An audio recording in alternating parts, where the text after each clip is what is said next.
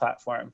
And now we will begin with our flag salute. So please stand with me if you're able. I pledge allegiance to the flag of the United States of America and to the republic for which it stands, one nation, under God, indivisible, with liberty and justice for all. Great, thank you.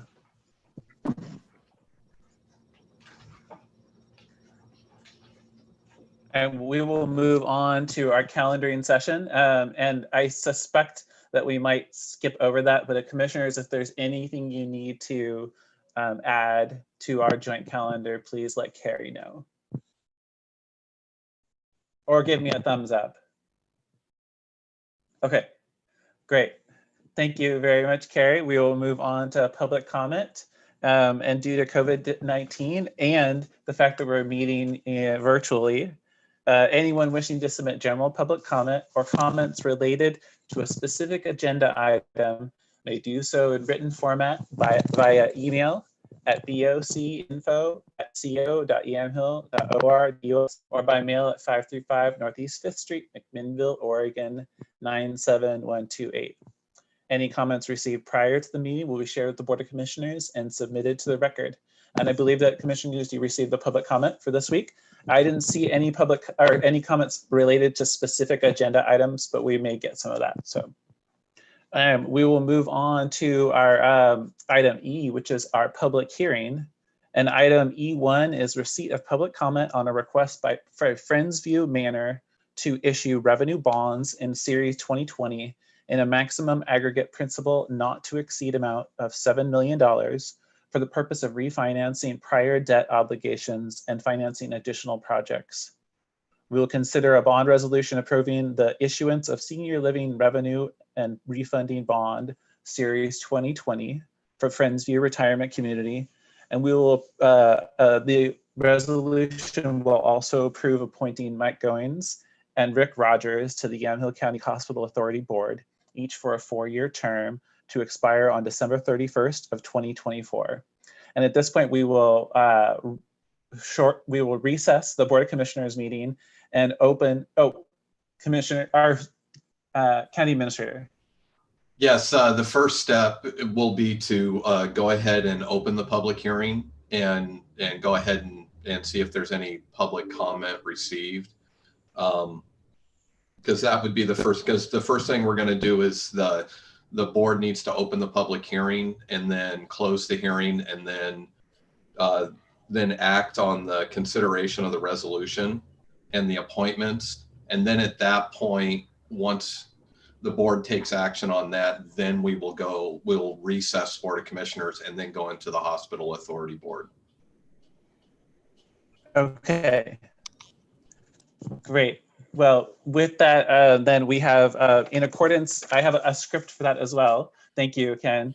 In accordance with federal tax law that applies to this type of a hearing, a toll-free number for this hearing has been provided to the public. This public hearing is held by the Yamhill County Board of Commissioners on Thursday, December 3rd, 2020, and is hereby opened. And I understand that Greg Blond, who's on the call with us now, on counsel to the Yamhill County Hospital Authority, is monitoring the toll-free number. And Mr. Blond, are there any members of the public on the toll-free line? And welcome.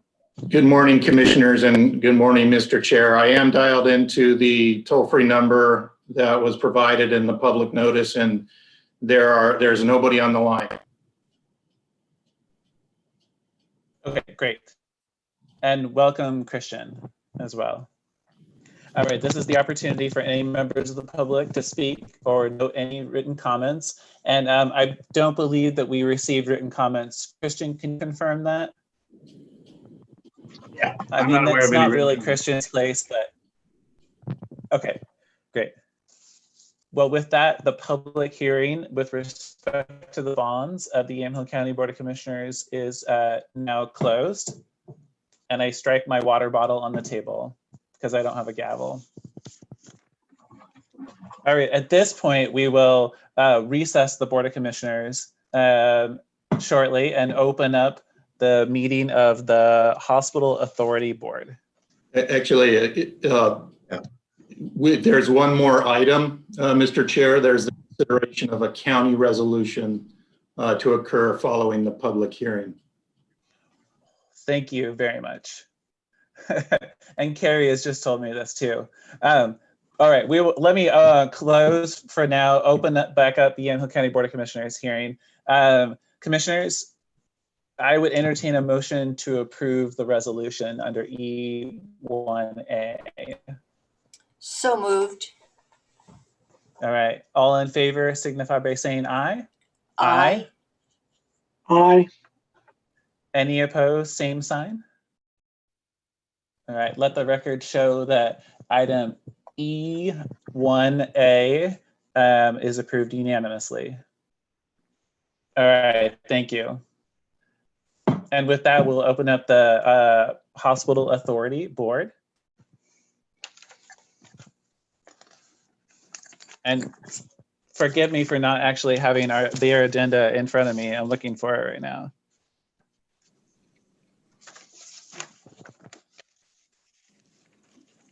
All right. The first item of business is to elect a secretary. And welcome, Mike Goins and Rick Rogers.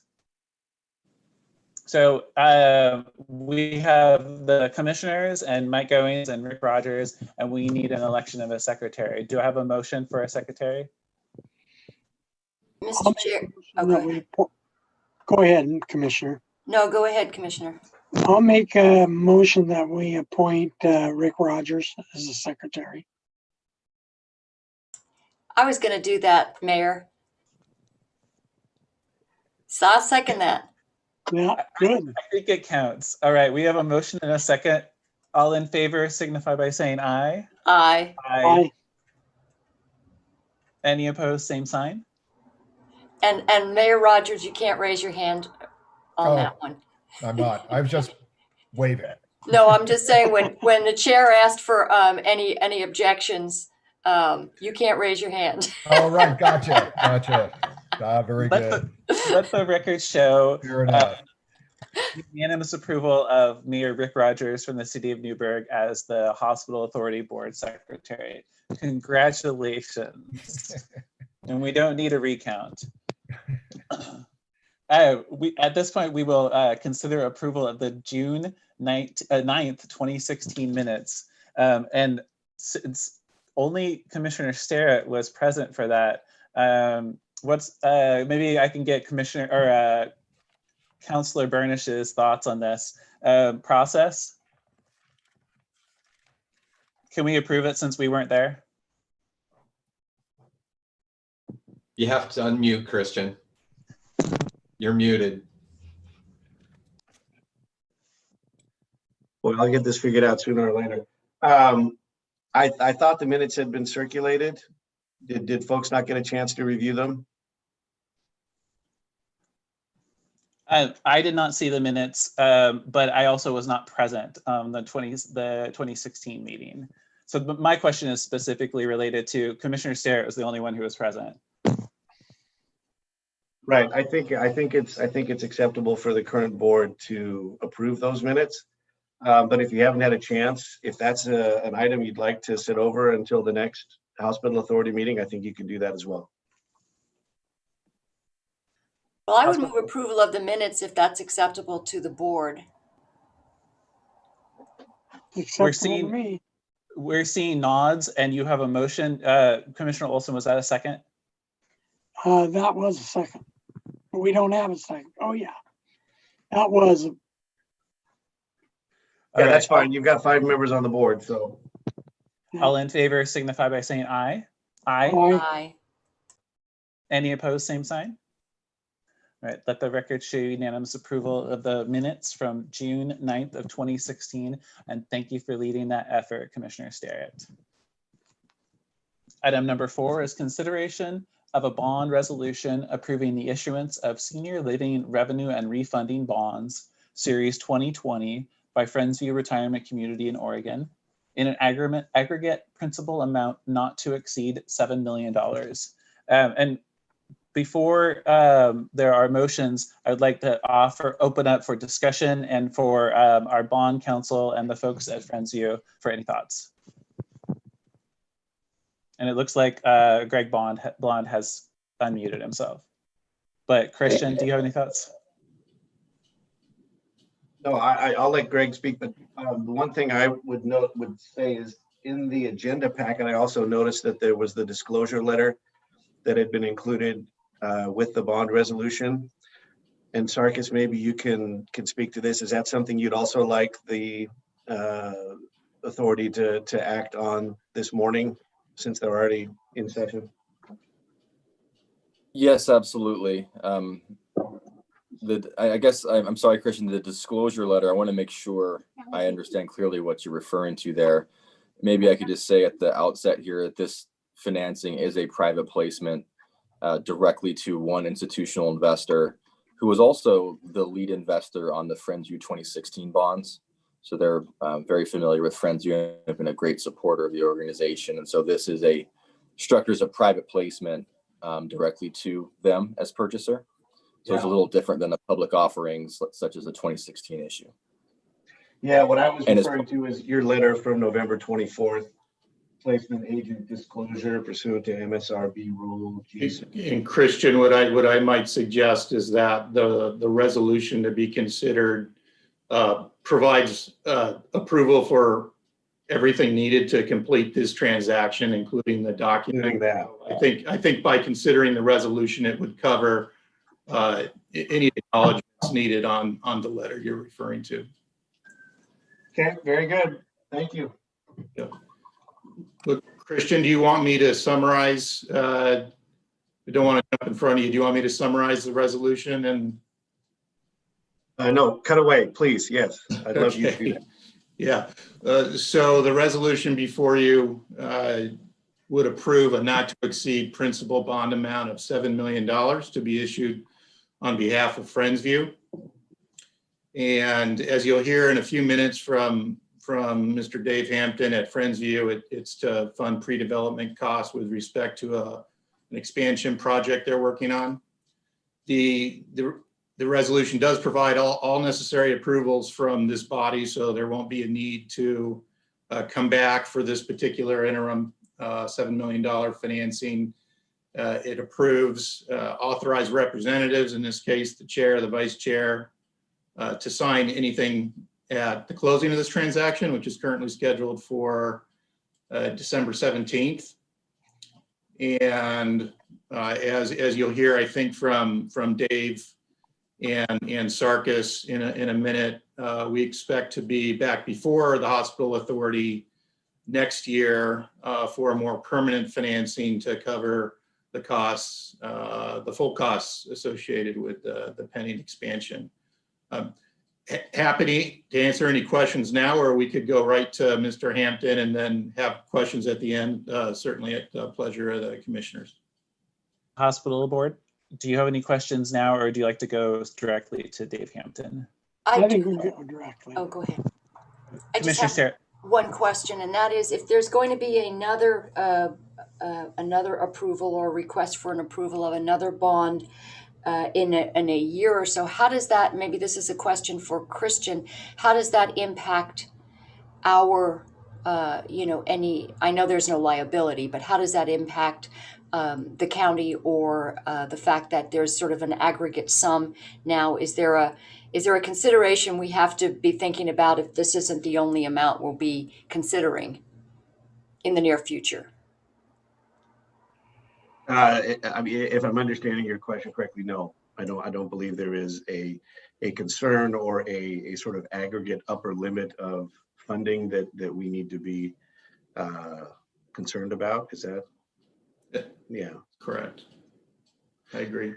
Yeah, and Greg, or maybe one of the folks from Friendsview, I think I may have misspoke when we first discussed this a couple of weeks ago, when I mentioned that I thought some of the funding that is on the table for next year was going to pay back some of the previous funding. If you could clarify, this might help with Commissioner Serrett's question as well, is if that's going to be a completely new round of funding, or if that is going to refinance or pay off some of the existing bonds. No, that's a good point of clarification, Christian. So the financing next year will be used to pay off this approximately $7 million interim financing that you're considering now. Plus, it will cover the additional costs and expenses, the bulk of the expenses associated with the expansion project, which Dave and Sarkis can describe in more detail. Commissioner Sterrett, does that sound like a good start to leading in? Perfect. All right, Dave Hampton. Well, excuse me, Mayor Rogers has an additional question. Right. My apologies. Good morning, everyone. Just a question. I guess this is a new guy question, but and Commissioner Sterrett alluded to this, but I guess I'm curious as to what, if any, liability this has for the county, or is this more a regulatory function? So good question. So as you may be aware, nonprofit corporations in the United States, they can take advantage of tax exempt debt, which gives them a better cost of funds, but they cannot do so directly. They have to issue their debt through a governmental entity, a conduit of some sort. And so there are many different kinds of conduits, but in Oregon, under statute, there are counties and cities and others can establish a hospital facility authority to do that and sort of only that. So the hospital authority is technically the issuer of the debt, but the lenders or bondholders can look only to Friendsview as the source of repayment. So we made clear in the various documents that the authority is only liable to the extent Friendsview actually makes loan repayments, and the county has no liability. And it looks like Douglas Go would like to add something. Yeah. I would thank you, Chair. I would just add that under the Hospital Authority Statute, ORS 441-525 to 595, expressly provides that the county, as the governing body that set up the authority, does not have any liability for the bonds. And as Greg said, in addition, we try to plaster in every contract to make that doubly clear, but by statute, that also is the case. Thank you. Thank you. Great, wonderful.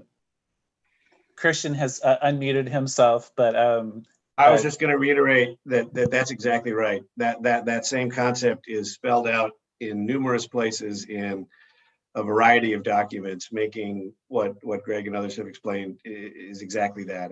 This doesn't count against the full faith and credit of the county. It's not a debt of the county. Bondholders look only to Friendsview.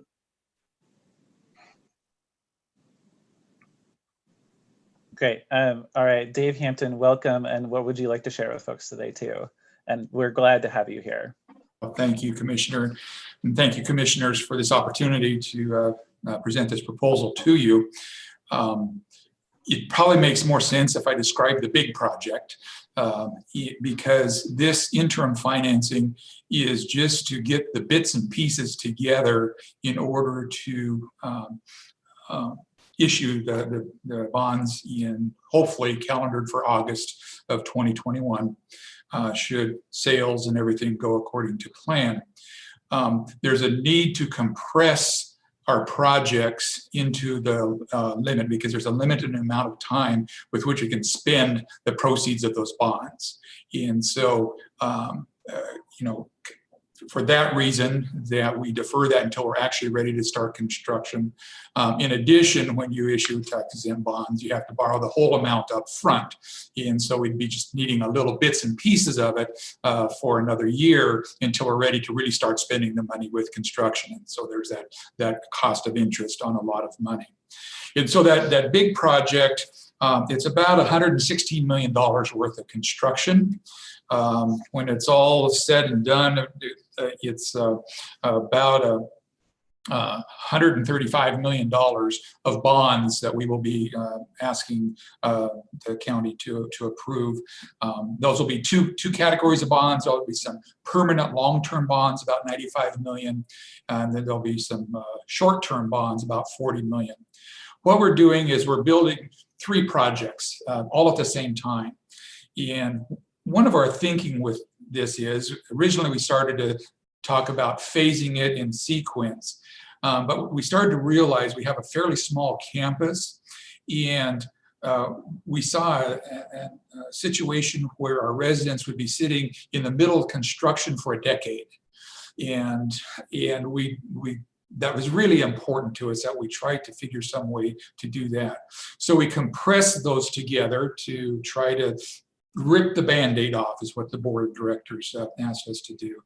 And then the second piece of this is that the 3 components are 2 independent living projects, and then a new residential care facility project. And in our business model, those independent projects generate entrance fees and monthly fees.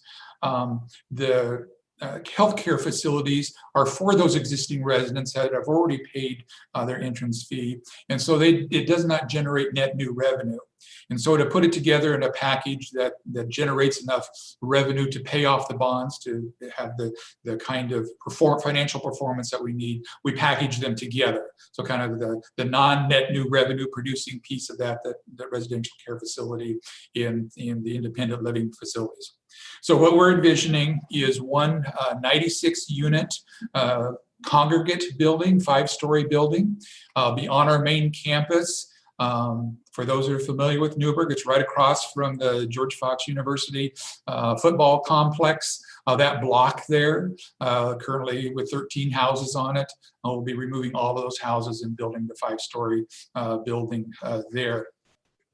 The second independent piece is over on our Springbrook Meadows project, which is out by the Newburgh Hospital, Providence Hospital, purchasing another piece of land out there, and we'll be building 28 duplex units on that property, plus expanding the community center there to provide more activities. And then the third product is back on our main campus, kind of on the back side of the campus where we currently have an existing single-story healthcare facility. We're building a new healthcare facility in 2 phases. The first phase will be built beside our existing healthcare facilities, a 4-story construction, 79 units of all private and 1-bedroom, very nice units, some of the best views on the campus. One of our core values is that we care for the most vulnerable of our residents. And so they're going to have some of the best views on campus, looking out over S Creek Canyon and so forth. So those are the 3 projects they'll do. The reason for the long-term debt and the temporary debt is those independent units will generate significant entrance fees. We'll take those entrance fees as we receive them and pay down that temporary debt. And so the long-term, the 35 years of that, will be about $95 million. All this, of course, is current projections. So at that, if you have any questions, I'd be happy to address. Or Sarkis also is our investment banking counselor who has helped guide us through this. Authority that was a great members. summary, Dave. I don't have much to add to that. I'll just say that by packaging it in one like this, group like this, it'll be favorable to investors, so they're not wondering what's next to come. So it really is one solution at once. Dave, if I could, the only thing I'll add is that the location on Cherry Street is very close to not only to the George Fox University football, but also to the Habitat for Humanity restore. So I thought I'd just mention that as well, just on account of because, right? So anyway, all right. Shouldn't we also add phase 2 of the bypass while we're talking about what's close to what? Sure. Yeah, phase complete that bypass. I think Mayor Rogers should be fined for advertising. Sorry. Actually, we have an excellent partnership with the Habitat Restore. As residents move to Friendsview, they frequently have to downsize. And so they're looking for good ways to repurpose their possessions as they're downsizing. I believe actually there was a great advertorial in the Oregonian recently about one of your residents who also works and volunteers at Habitat.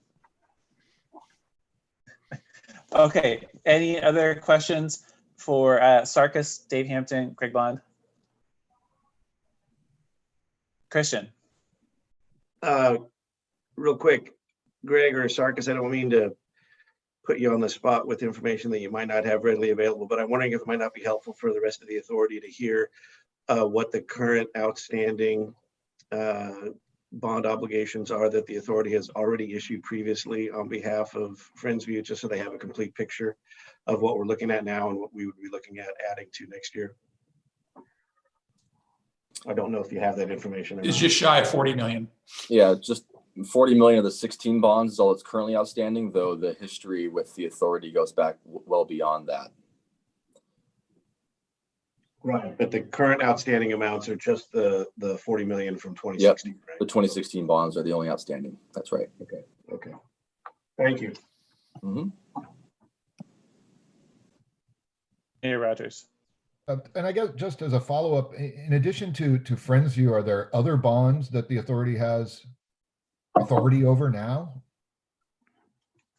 No, No? not Okay. not the hospital authority. We've done similar conduit issuing for George Fox, and most recently, actually only a few months back, we did some for Linfield.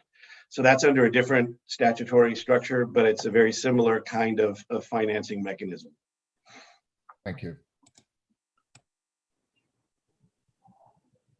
Mike Goings, I know you were very active behind the scenes with emailing with Christian, but do you have anything, and I really appreciate you joining us and being so engaged. Is there anything you wanted to add?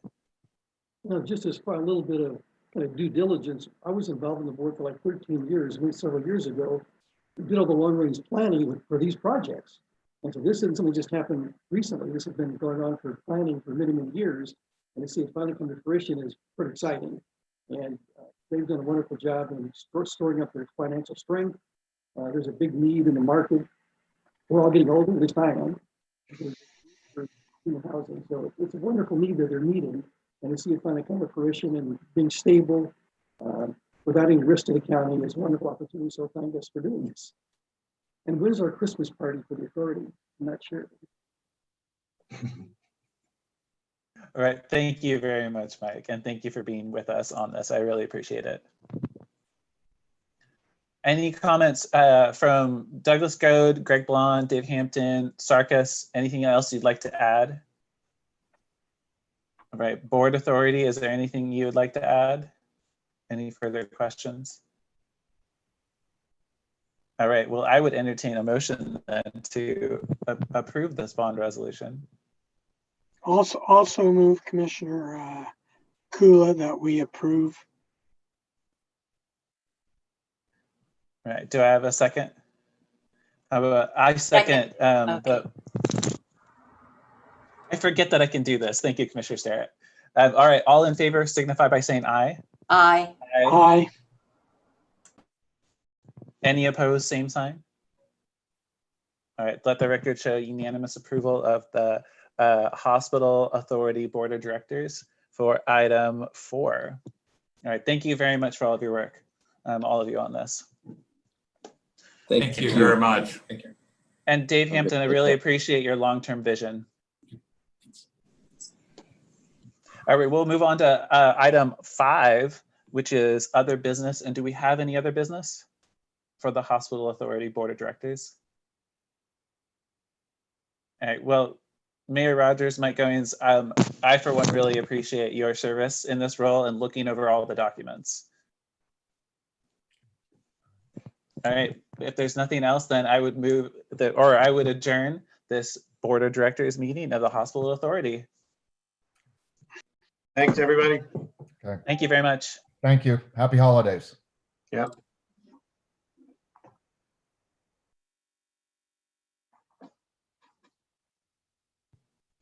All right, we will come back in from our Hospital Authority Board of Directors meeting and reconvene the Yamhill County Board of Directors formal session. Board of Commissioners. Board of Commissioners, formal session. Not the board of directors, but yes. I'm assuming that on the next item we will see Commissioner Olson back with us. So item F is our work session. I should have mentioned something previously when the board was acting on the board order before we adjourned and went into the hospital authority. The terms in the agenda are actually not accurate. The terms are not through 2024, they're through 2022. Okay. But the actual board order says 2022. So that's what I thought.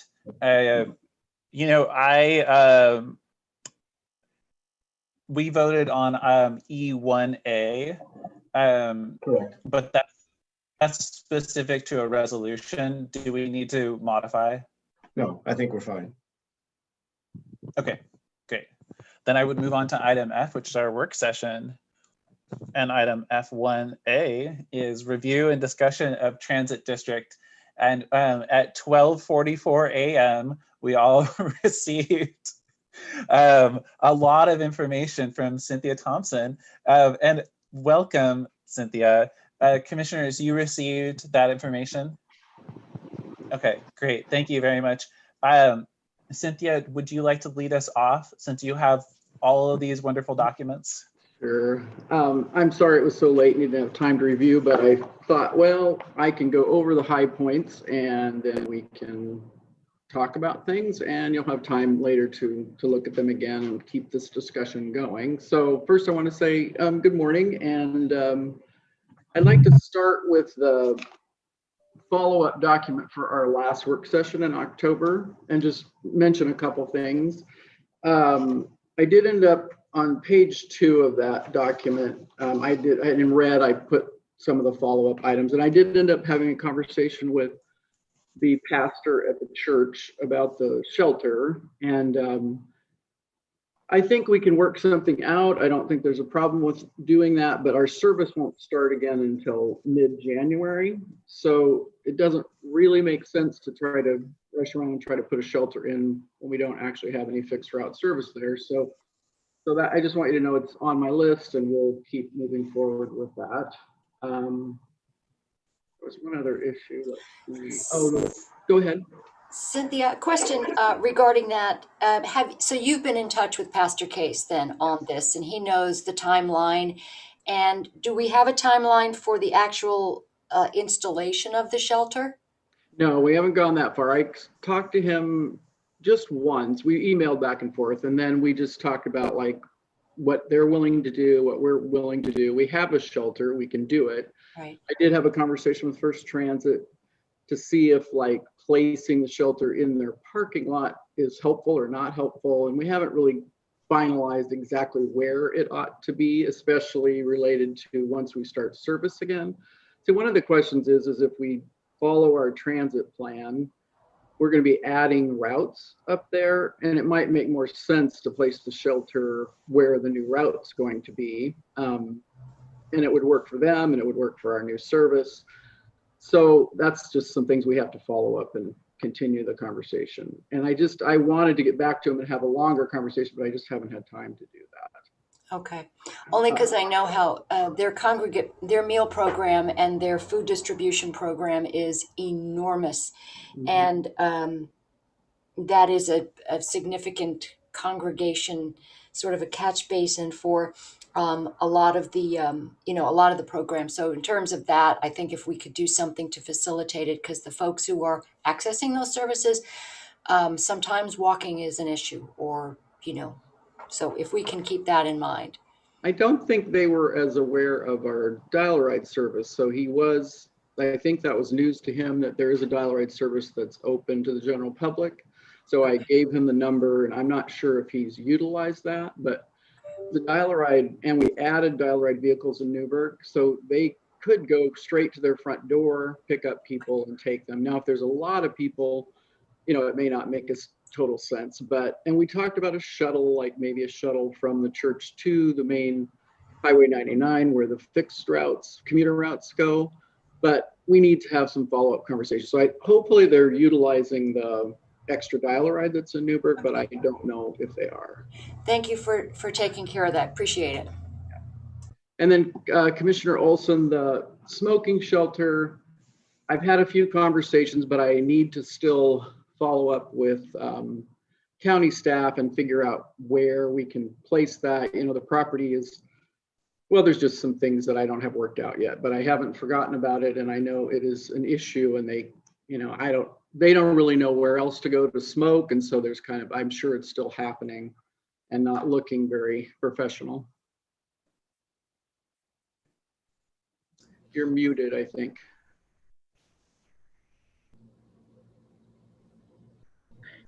Yeah, Cynthia, I noticed yesterday when I was coming back from my eye surgery that there was 3 or 4 people that were standing next to the fence on the public side, walking on that person's grass just to the east of the transit center, smoking. And I guess it wouldn't bother me as bad, but representing YCAT and had their vests on, it doesn't really give a very good impression for a lot of our riders. I wish I could think of a solution or a location where they could go that isn't too far, but yet doesn't leave that image until we figure out how to deal with this. You know, maybe that parking lot, I mean, I don't know, I think it's owned by the church over there, but there's a parking lot kind of diagonal. It's just a big, you know, empty dirt parking lot, you know, by that kind of by that auto shop behind it. Maybe they could walk over there. That might make more sense. But then I don't know, that property owner might say, no, I don't want your folks over here smoking on our property. Yeah, yeah, Cynthia, we also talked about even some of our own clientele. And I think this may be right after Ken came on board or before Ken came on board. They had it scoped out in the southwest corner behind the shrubs that was still on the property. Mm-hmm. But it was closer, it was on the transit center side of the fence, but it was down on the First Street corner for Right. even some of our own, even for some of our own clientele that are waiting. So, well, I'll keep talking to internally. I had just a few emails back and forth, but I really haven't spent a whole lot of time on it, but I know it's important. So I wanted to mention that. The other thing I thought is, did anybody after our last work session, did anything come to mind between October and now that you, like a burning issue you want to make sure we talk about? Otherwise, what I'll do is I'll just go, I'm going to highlight some of the key differences between the districts on that first document that has the different types of districts. And then I'll highlight what my attempt was on the spreadsheet. I'm not going to go through the whole thing, but I'll tell you what my goal was. I don't think it really worked out the way I wanted, but go ahead, Ken. Yeah, Cynthia, I just want to interrupt just really quickly, because in the interests of folks that may be viewing the session, kind of setting the stage. We had a previous work session where the board, we're having long-term, a discussion on what the long-term outlook is for the transit and how we operate the transit district. And so the intent of this work session and what it was being scheduled for is there were some questions that we didn't have the ability to answer during that last work session. And so the intent of today's work session is to have some more follow-up information or some time for you to be able to answer questions that the commissioners had about long-term strategies as far as the transit district and how it operates long-term, whether it continues. I mean, it's a district, but it's currently operated under the county's umbrella as essentially like a department or division of the county, but it's a standalone district, or looking long-term if it's advantageous for the district to be its own entity and operate as a district. So I just wanted to make sure that we took a few minutes to kind of set the stage, because it's been a while since we last talked about this, and in the interest of making sure that anybody is watching the meeting has that base coat and understands what we're talking about and what's before us today. Thank you, that's helpful. And Cynthia, to that end, thank you, Ken. Cynthia, to that, do you want to go through and summarize the document that's transit districts funding and formations? Because the other document you have is really a follow-up, or it's a living document from the October 1st work session. Yes. Okay. And then I have a big spreadsheet, but the spreadsheet won't fit. I doubt you could print it or anything, but there's just a couple things I'm going to point out on that spreadsheet. But for now, let's look at the document that is the transit districts and formation. This is actually a document that I was able to gather and I added to from some work that ODOT had done a couple of years ago. But essentially, there are 4 types of districts. We are a county service district. I mentioned Lincoln County, but I think there's one more in Eastern Oregon that's a county service district. Most of the transit systems in Oregon are standalone transportation districts or city-owned.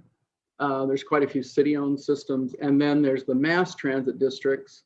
I think we can pretty much take the mass transit districts. There's 2 types of formation for those, but you have to be in a metropolitan statistical area and typically have a population of over 250,000 people.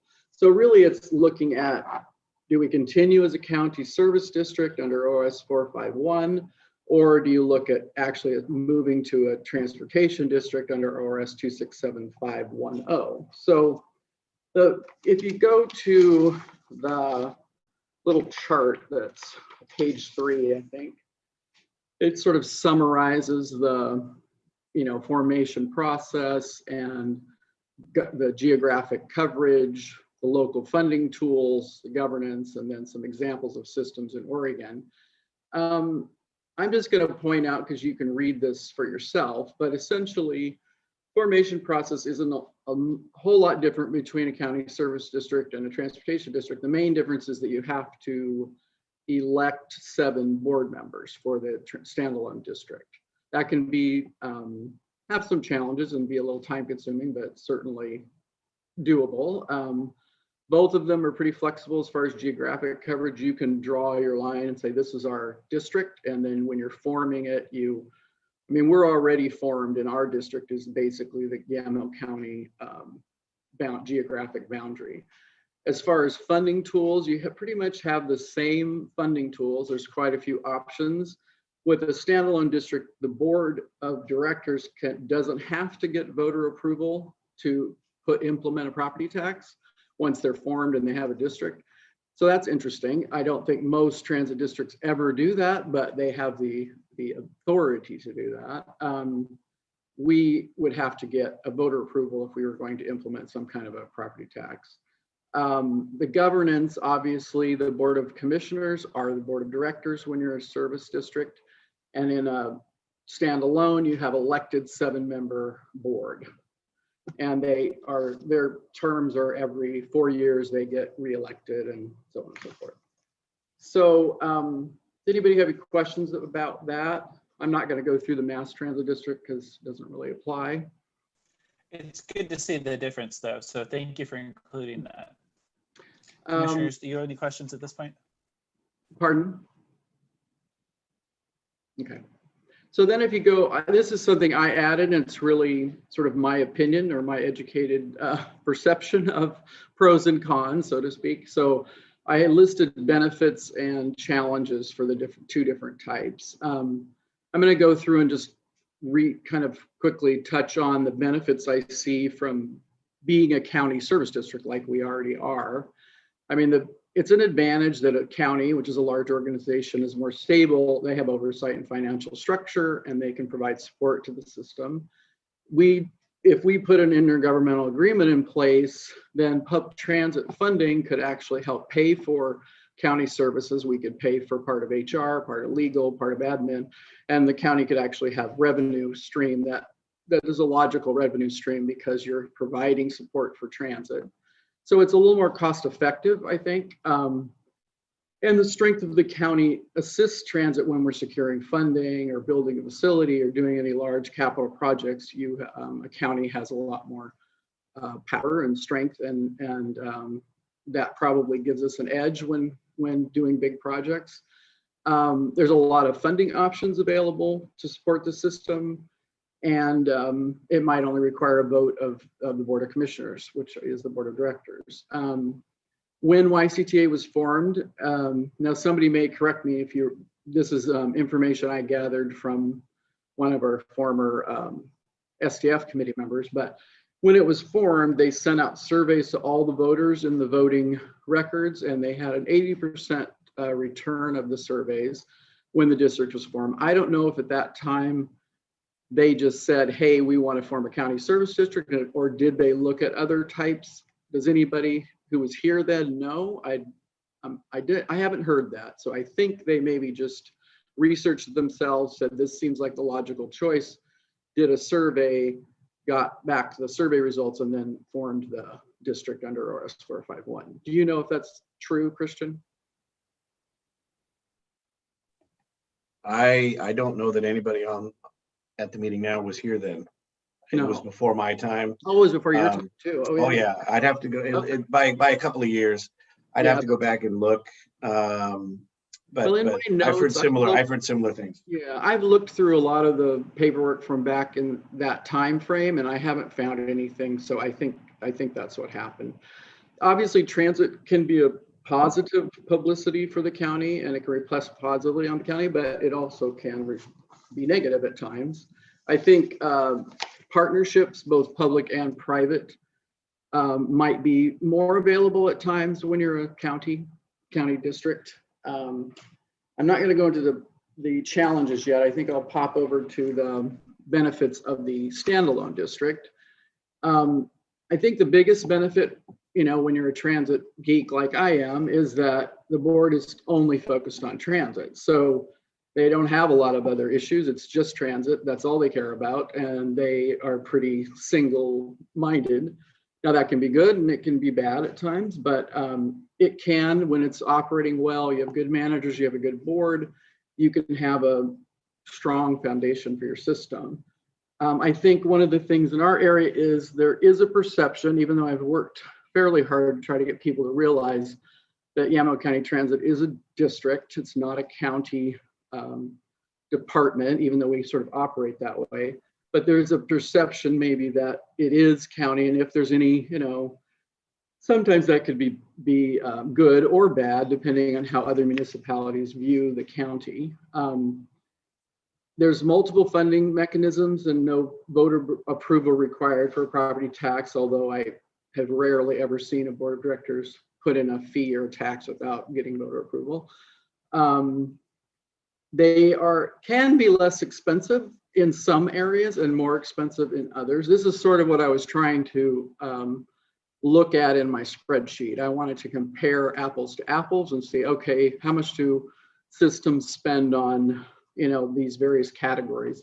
Unfortunately, people's budgets don't always give you that information in the detail I wanted, but anyway, I diverted. So a lot of times standalone districts won't have a legal counsel full-time. They'll just hire them when they need them. They might have quite a few services that they only bring into play when they have like outside vendors, and so they don't maybe spend as much. So their overhead can be lower. Typically they have more admin staff though, because they have to deal with things like, if you have a tax, you have to do everything. You've got to create a budget just like the county does. You have to submit it to the county assessor. You have, so there are a lot of other duties that we don't have to do because the county handles that for us. So essentially you're a mini, you have to have a little finance department that can do a lot of the things that the county finance department does, but on a smaller scale.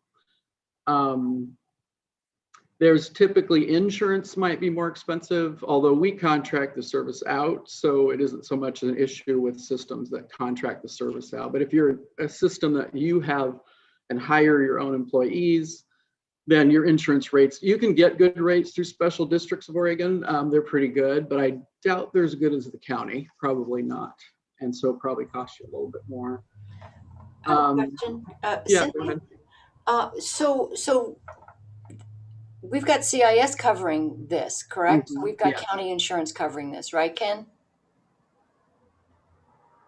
Well, the most risky part is really covered by First Transit's insurance, because they do all the operations, all the maintenance, and then they have to cover the insurance. So the only insurance coverage for our things is the, pretty minimal. It's any vehicles that we own as like the admin department or our shelters, things like that. But because So we own all the capital. Okay, so the transit center is under the county's insurance. Yes. Because we built that and okay, thanks. Yes. Yeah, if I can add, the county owns that property, the county owns that building, that's insured under our property insurance with CIS. In our contract with First Transit, they have actually agreed to indemnify the county in the event of claims against First Transit for operating the system. And their insurance also insures the buses and the vehicles. Let's see. Good question. Thank you. I think being a standalone, you're more independent, so you can sometimes pursue partnerships or tax measures or projects or initiatives that the board of directors thinks are important, and doesn't necessarily, you don't have the issue of it maybe conflicting with county policies or protocols and so on and so forth. Obviously, when you're a district inside of a county, you want to be aware of what all the jurisdictions are doing and what the county's doing, and not do anything that would upset anybody. But if you were really, let's just say, hey, we want to implement a property tax. Now that wouldn't be my preference, but let's say the board wanted to do something like that. As a standalone district, they could just go full steam ahead and try to pursue that on their own. And that might be more challenging for, county commissioners, because you have a lot of other things to worry about. So, you might not be interested in doing that, and whereas a standalone district might pursue those sorts of things. I'm sure there's more, but I sort of ran out of mental capacity and I couldn't think of anything else. But special districts is a great resource. Most standalone districts are members of special districts. A lot of them get their insurance through them. They get board training. I will say that, it'll come up in the challenges. So does anybody have any questions of anything else you can think of as far as benefits that maybe because this really is just some of this can be backed up, but it isn't, it's sort of my educated opinion. I think this is super helpful. I hope it's helpful to the other commissioners, but it's good for me. Yeah, I think we're kind of in a catch-22 because you hear so many great comments about the county running the transit system and how it's grown over the last 4 to 5 to 6 years. And so you have that part, which is really good. But then you also, when you look at the financial part of the transit district, is that something that the county is going to be able to afford to put money into to keep the transit system running? And that's so it's kind of a catch-22. Mm-hmm. Yeah, I agree. So on the challenges side, starting with our current structure as a county service district, that perception issue of it being a county system rather than a district has some problems, and it can raise political issues at times. So let's say something's happening in the transit district that everybody's not happy about, and it's very divisive or whatever, then the county sort of gets the brunt of that from a publicity standpoint, and it can reflect poorly on the county. The language in the law of ORS 451 is not specific to transit because it's obviously for a lot of different types of service districts. I don't think it's a huge problem, but there's a lot more guidance and information if you're formed as a standalone. I think one of the things I noticed moving from a standalone district to a city system and then to a county is transit is maybe a high priority for an organization.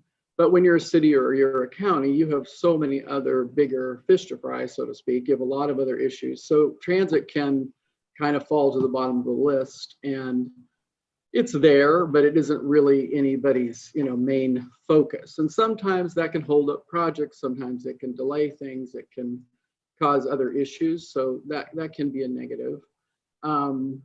And also transit like I said before, it can bring negative publicity at times to the county overall, or even to the commissioners. So there could be it can bring positive, but it can also bring negative. On the challenges side, like the smoking. Yeah, exactly. That may reflect poorly on, the entire you and the county.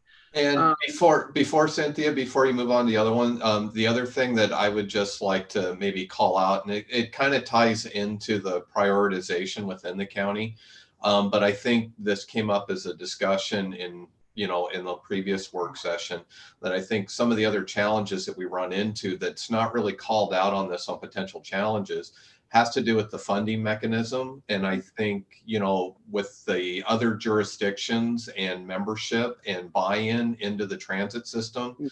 And I think one of the challenges that comes up, and I just want to make sure that, because we have talked, the board has talked about this before, is some of the challenges is we're kind of the stopgap, or we're kind of seen as one of that the county budget is there as a major contributor to the transit district.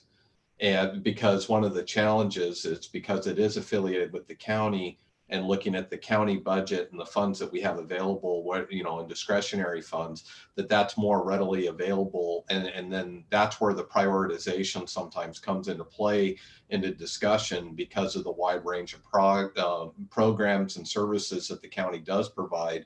Those discretionary funds do get spread thin. And then that's where some of the challenges come into play on where transit fits into the priorities based on the limited amount of discretionary funds are available to distribute out to all the various programs. And so I didn't see that necessarily called out on this list as, as a specific challenge, but it does relate to the prioritization with other services that the county provides. And I think it's important to make sure that that's included in the discussion as well.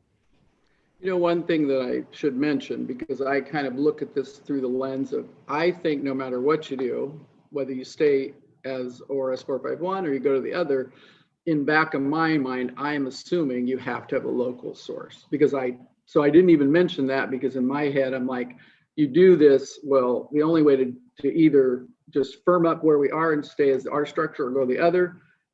Number one goal is to figure out what your local funding source is going to be. And that's why the YCTAC is going to, hopefully get the work session get their the subcommittee going and get that recommendation, because Ken's absolutely right. You can't really continue on this way. And you'll see that is one thing that's pretty obvious in the spreadsheet. If you look at every entity, and I wanted more of the standalone districts, and I just couldn't get that information yet, but they typically have a property tax, they have a payroll tax, they have at least $1 million, sometimes more.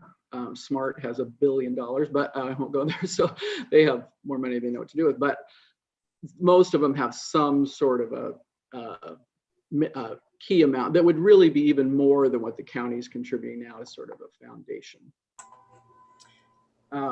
Question. Yeah, go ahead, Cynthia. So as far as being able to have a timeline on when we'd get a recommendation on some of that fee structure, what it would look like, do we have any idea? Well, if it wasn't the grant biennium, I would be faster, but I think the next 3, we're having a YCTAC meeting every month between now and March because of the STF process and the STIF process. And I was hoping I could fit in a workshop, but I don't think I can.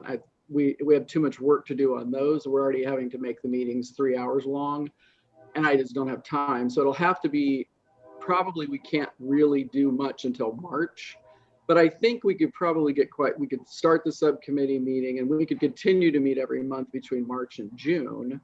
And, we might be able to come to some, maybe the committee could come to some point where they can make a recommendation by the end of the fiscal year. The only thing I'm thinking about is if we could have some kind of a recommendation before we get into budgets. Yeah. And just have an idea. That's a huge piece. Yes, it is. Yeah, I agree. But you mentioned, I feel like, sorry, Commissioner Cynthia, in your kind of outline, your adjusted outline, that it might just take an outside either contractor or agency. Do you want to address that now? Yeah, I actually did reach out to 3 different potential vendors, but then I just need to get some quotes from them and to get somebody. I am going to bring an outside person to facilitate. I think it's important. I really don't want to facilitate. I don't really think it ought to be me or anybody from the county. I feel like a lot of times in situations where you're talking about coming up with the funding, it's better to have sort of an unbiased person out there who can really listen to everybody and get all the feedback. So I think that's an important element. And now that is one option. If I can get the bid process done, I might still be able to have my time to do what I need to. But the entire YCTAC committee wants to be on the work group for the funding recommendation. So I don't want to overwhelm them because they have a lot to do over the next couple months. So they may not be open to having, let's have a few more meetings. I don't know if they're going to want to do that or not. But I can check. I can try, see what they're willing to do. We are all at home. Maybe people don't mind being on a Zoom call every 5 minutes. I don't know. I'm on a lot of them, so it's all right. But I concur with Commissioner Sterrett that it really would be good to have some sense of what costs are going to look like or could look like before we get too far into. Yeah. So, and since we're probably going to put Commissioner Olson on one of these groups. Oh, there you go. There you go, Commissioner.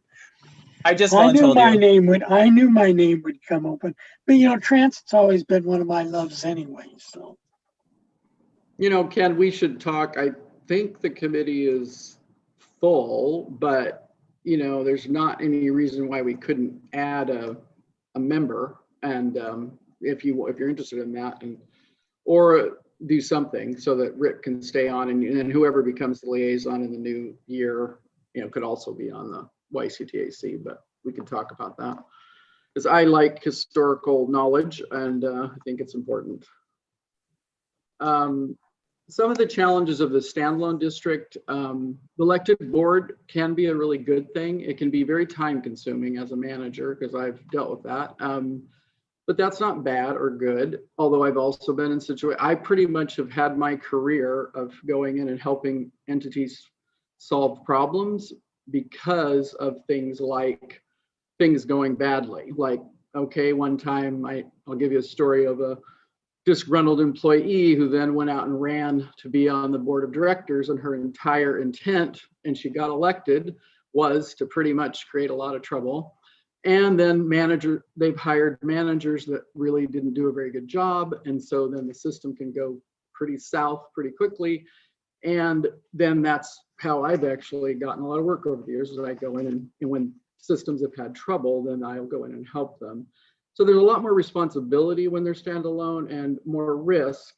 And I do think that if they fail and they don't meet the state requirements, federal requirements, local, whatever their issues are, it could end up in the county's lap in the end because you're the biggest, kid on the block. And so if they fail as a standalone, you might end up with a big problem, and then you didn't make. And not that you are necessarily responsible for that. You could let it fail on its own. So it's not like you would have to do that, but it just all depends on politics, probably.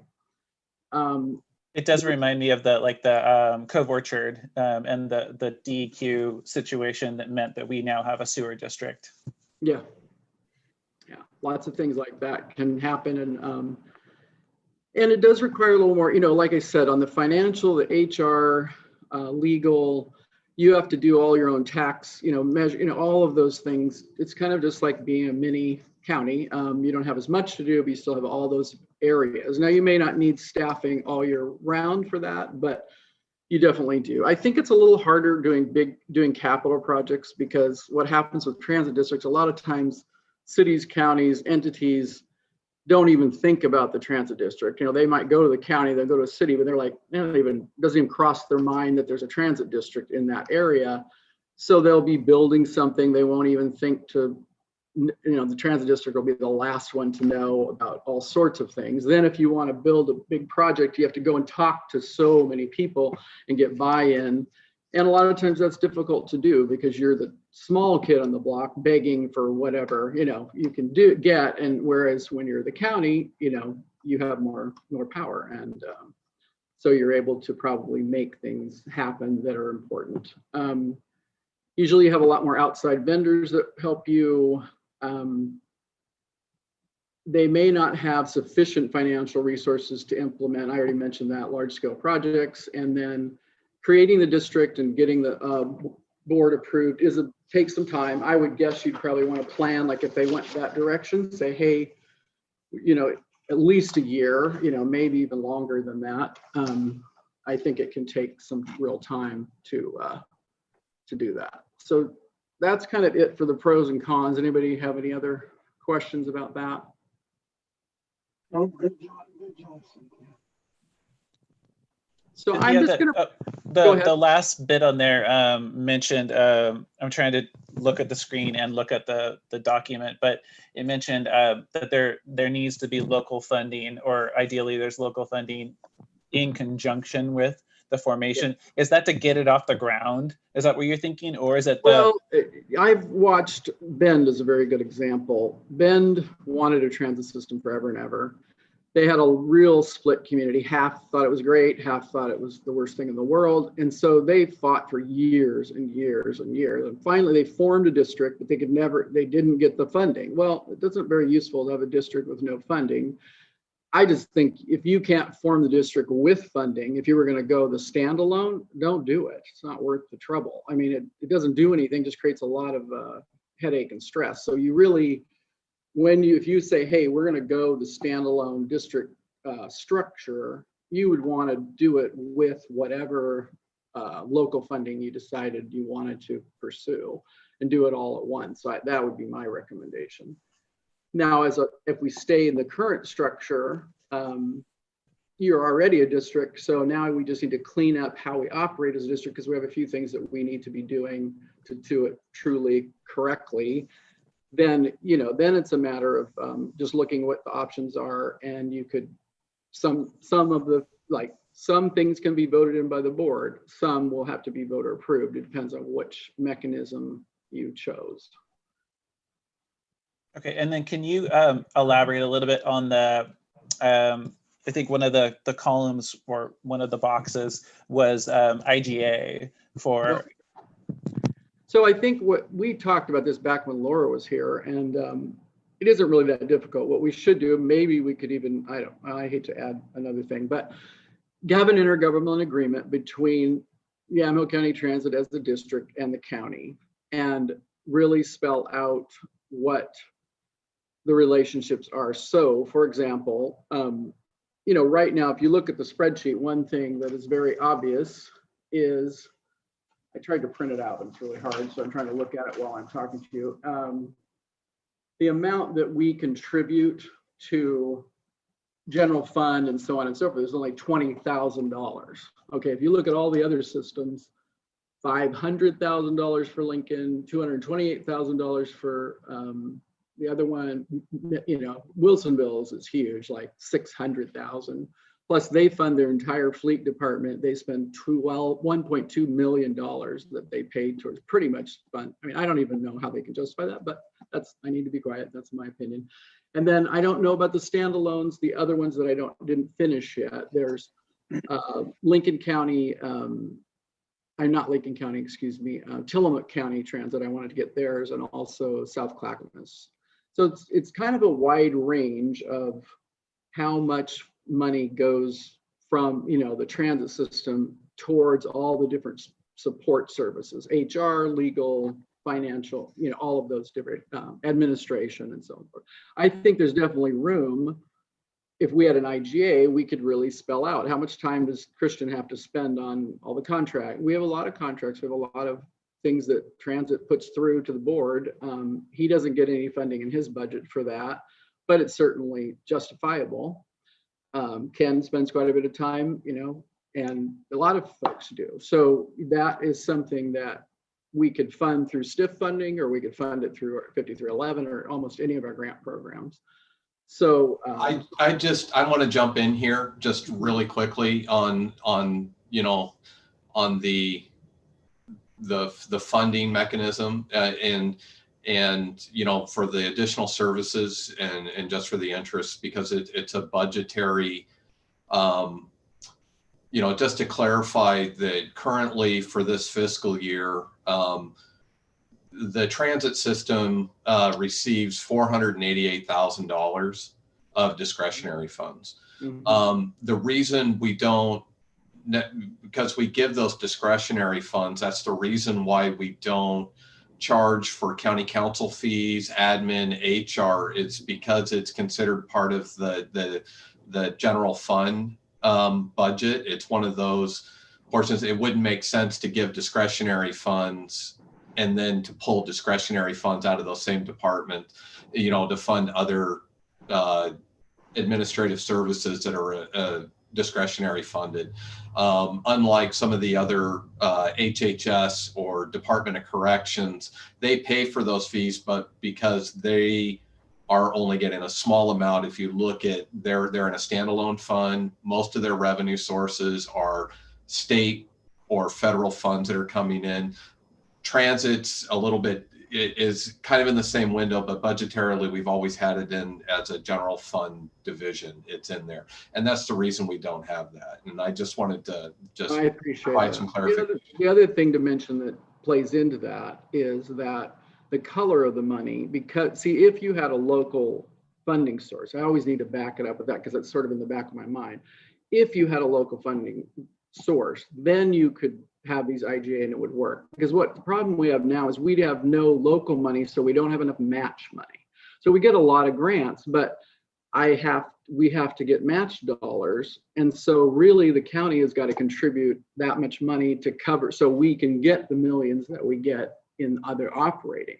So it's sort of this, that's why if you had the local source, that would make it more possible to actually county may not have to contribute as much, and you might be able to help support various services. Thank you for mentioning that, Ken, though, because that's a very important piece of the pie that I just glazed over the top of, skipped over the top of. Is there anything else on the spread?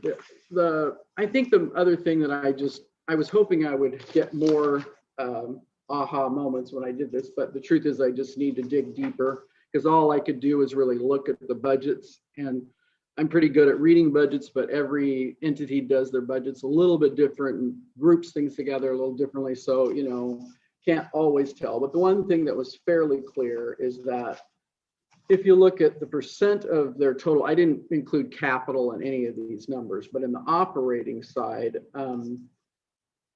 our percentage of, let me get it here, hold on. And Cynthia, this is clearly a lot of work already. So I really appreciate everything you've done, that you got done to here. Thank you, I appreciate it.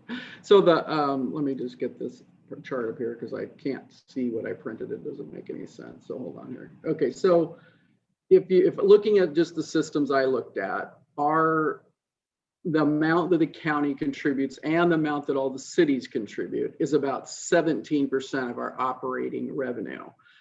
We get 83% of our operating revenue from federal and state grants. So if you look at the other systems, the one that's probably closest to us is also is the city of Canby. They get 63. No, excuse me, they're the opposite. Is the Lincoln County, the other county system. They get local funding. It's about 20% of their revenue, operating revenue, and they get federal and state grants at 61%. All the rest of them are flipped the other way. Now SMART's sort of an anomaly because they get like 5 million in local, and they get also about 5 million in state and federal. So I think once I fill this in with more district numbers, and then I'm going to play with it.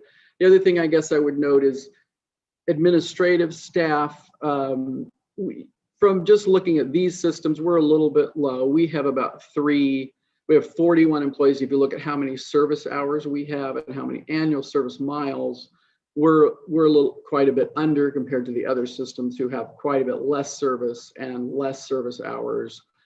And they have, more admin staff, but it is sort of a little bit all over the map. It tends to range from between 2 admin to 8 or 9, depending on how things are structured, and what their budgets are. I know. The other thing I think is useful, up at the bottom of that chart, there are all of the payroll tax rates for the systems that are in the metropolitan area. Well, in pretty much the ones around us all the way down to Eugene. So it shows you the payroll tax rates for Smart, TriMet, Canby, Sandy, Malala, and Lane. And then I have all the property tax amounts for Basin, Transit, Salem, Chariots, Rogue Valley, and Lincoln County, what their rates are. And then the city of Corvallis has a unique thing. They have a fee on single family homes and multifamily homes and businesses. So that was interesting. I didn't realize that. I'm gonna have to dig deeper and find out what that is. Seems like that would be challenging to pass, but who knows? I can imagine with the OSU and having so many rental households, there might be something there too with the multifamily. Maybe that's how they were able to do that. Commissioner Sterrett, I think wanted to. Just a question about county SDCs. Maybe Ken, you could comment on that, transportation SDCs. That's the only one we still have. Is that correct? We don't have that anymore? No, we haven't had a transportation related SDC. The only SDC that we currently have is for parks and fairgrounds. Did we at one time have a transit? I believe so, but I don't know if it was specific to transit. I don't. This would have been well before my time. Even before my time, even coming to the county, not just my current role. It's been some time. A lot of times with those types of SDCs, I don't even know the status of the transit district at that time. It may have been before the transit district, and it was probably more specific to road improvements for like a public works related type SDC, because, not necessarily with transit. We do see that in other cities and other jurisdictions that have similar type SDCs, but we do not have anything related to roads or transit SDC, just like we don't have storm and sewer and other types of SDCs that you see at the city level. So it's really, we have a small SDC that's just strictly for parks and fairgrounds. When I was at City of Wilsonville, this is quite a few years ago, but we spent a lot of time trying to implement SDCs for transit. It's a little challenging because routes can move. If it was thing with SDCs is they're funding an infrastructure. Anyway, I won't go into it, but long story short, we were able to finally come up with a program that at least what happened whenever a new development went into place, we, the transit district, were notified. We had to sign off on whether they needed to have a shelter or a sign, and then they would have to build the shelter sign in when they built their new development. But it was quite a lengthy and challenging. I'm gonna jump in. Because I'm also trying to be mindful of the time with the session as well for the work session. But at the other part that I would recognize is SDCs have a lot of restrictions when it comes under statute, and the intent of SDCs is it's for expanding or increasing capacity. That's the purpose or the methodology behind an SDC, is because you have a new development or new construction, which is going to then require additional resources, and so that's what the SDC is supposed to be able to do in recognition of those construction permits. But I'm sorry, I actually think our plan, the transit plan, has some recommended policies and standards for cities to adopt. I think that's really helpful and can accomplish the same goal. And some of the cities have adopted them. I think Newburgh did, I think McMinnville did, I'm not totally positive, and some of the other small cities. So If they would adopt those, then at least when a new development comes in, they have to look at like, okay, what are the goals and policies for transit, and that can be very beneficial. But And then Ken's right. Cynthia, SDGs are complicated. And go ahead. you mentioned as part of the list of comparing our system to other systems, only minor changes are necessary to comply as a county service district. And you alluded to that earlier. What can you add to that? Off the top of my head, and I may not have everything here, but we would need to put an intergovernmental agreement in place between the district and the county that would spell out, the roles that the county's playing, what we're playing. We're supposed to submit a budget just for the district to the state, I think. And we do as part of the county's budget, but I think there's a couple other steps that we need to do that we haven't been doing. But I think it's a handful of things that we would need to do to be, quote, in compliance with what ORS 451 indicates as a county service district.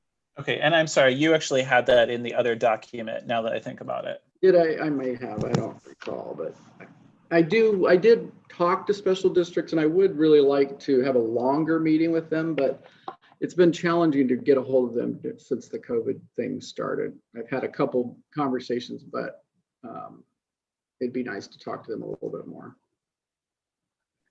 Commissioners, is there anything else that you'd like to learn from Cynthia at this point? And then the other question would be, what direction do you want her to go from this moment on?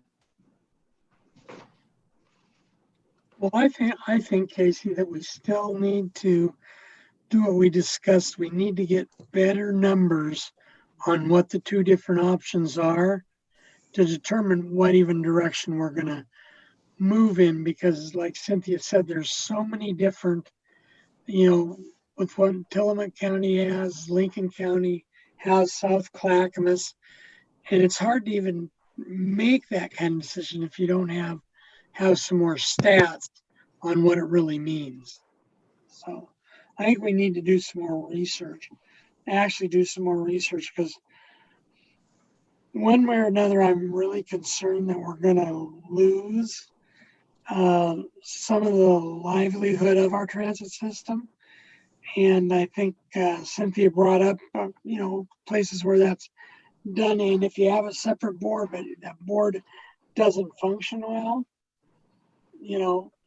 so I really don't know what the answer, but I know we need more information to really determine what our future directions are going to be. Well, the next thing on my list was to try to prepare a example budget of what I think the budget would be if you were a standalone district, and looking at all the current funding that we have and then the funding gaps that we have, and pretend, okay, I'm a district, here's what I'd have to do, here's what it would cost, and then have a full budget. Then have one that's pretty close to what we do now, but it would also show, because we've done quite a bit of work on how we are now. We did it in our plan. We've done it with a lot of things we've had to do with STIF, but there's some differences if you went down the district formation path for ORS 267, and then what your budget would actually look like.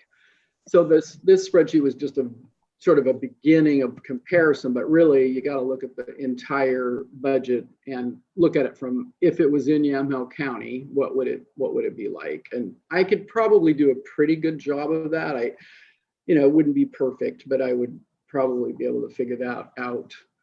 The challenge with that is just time consuming, and until the grant stuff's over, I probably won't be able to make a lot of progress on that, but that's understandable. The next step, I think.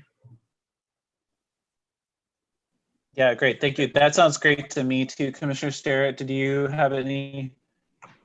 No, that's a great idea. Thank you for that. And thank you, Cynthia, for all of the work that went into the comparisons and some of the historical information. One of the things I'd be interested in exploring as a group is the sort of the new, there are hybrid programs where they're including ride sharing to take away alleviate some of the cost of the higher costs of some of the more expensive lines, and sort of a hybrid of that with subsidized ride sharing. And I know it's being done, and it's being done really effectively, and it gives more options to people who have more vulnerabilities that perhaps the capacity for dial-a-ride isn't there. And especially now with COVID and everything, we want to be really sensitive to that, congregate transit thing. So I've been looking into that on my own, and I think at some point I'd love to hear what everybody else thinks of those types of possibilities.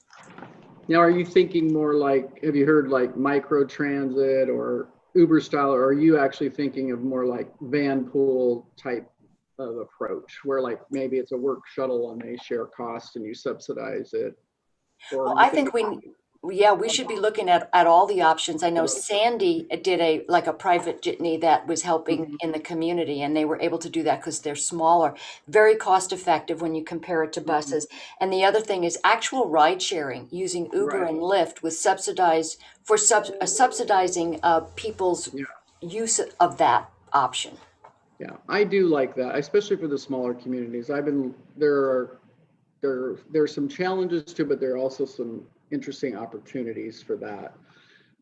You might not be able to get Uber and Lyft to come in because we're small, but you can do something similar to what Uber and Lyft do. And then if the transit agency sort of helps facilitate it, you can usually make it work in the smaller population areas. But yeah, I think it's definitely worth exploring. I don't think you're going to get rid of needing some of the longer commuter buses, but you might be able to serve people really well in like Newburgh, local areas. It might save you some money compared to having the fixed routes.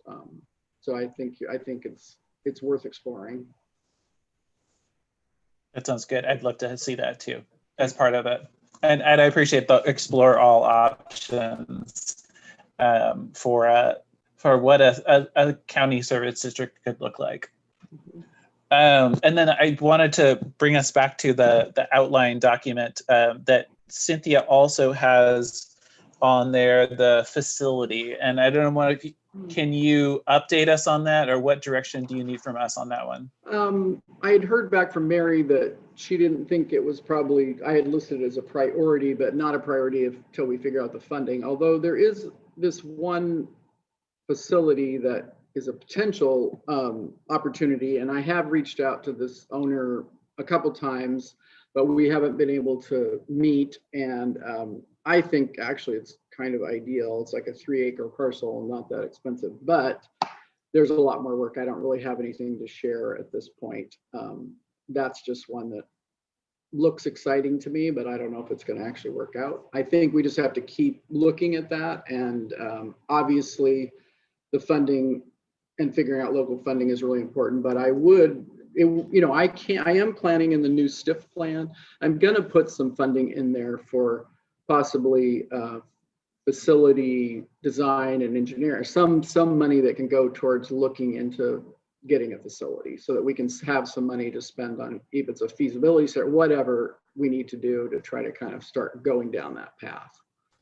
And if I may, just to clarify, because I know anybody from the general public who may be watching this feed don't have access to the handouts, but what we're really talking about is not a new transit center, but looking for opportunities for a property for parking buses and maintenance, a maintenance facility. And we'll continue to look at that. And then if there's some possibilities, then we'd be wanting to schedule more than likely an executive session with the board and the board of directors to talk about the specifics on any individual properties that we may have identified as a possibility. Okay, great. Thank you.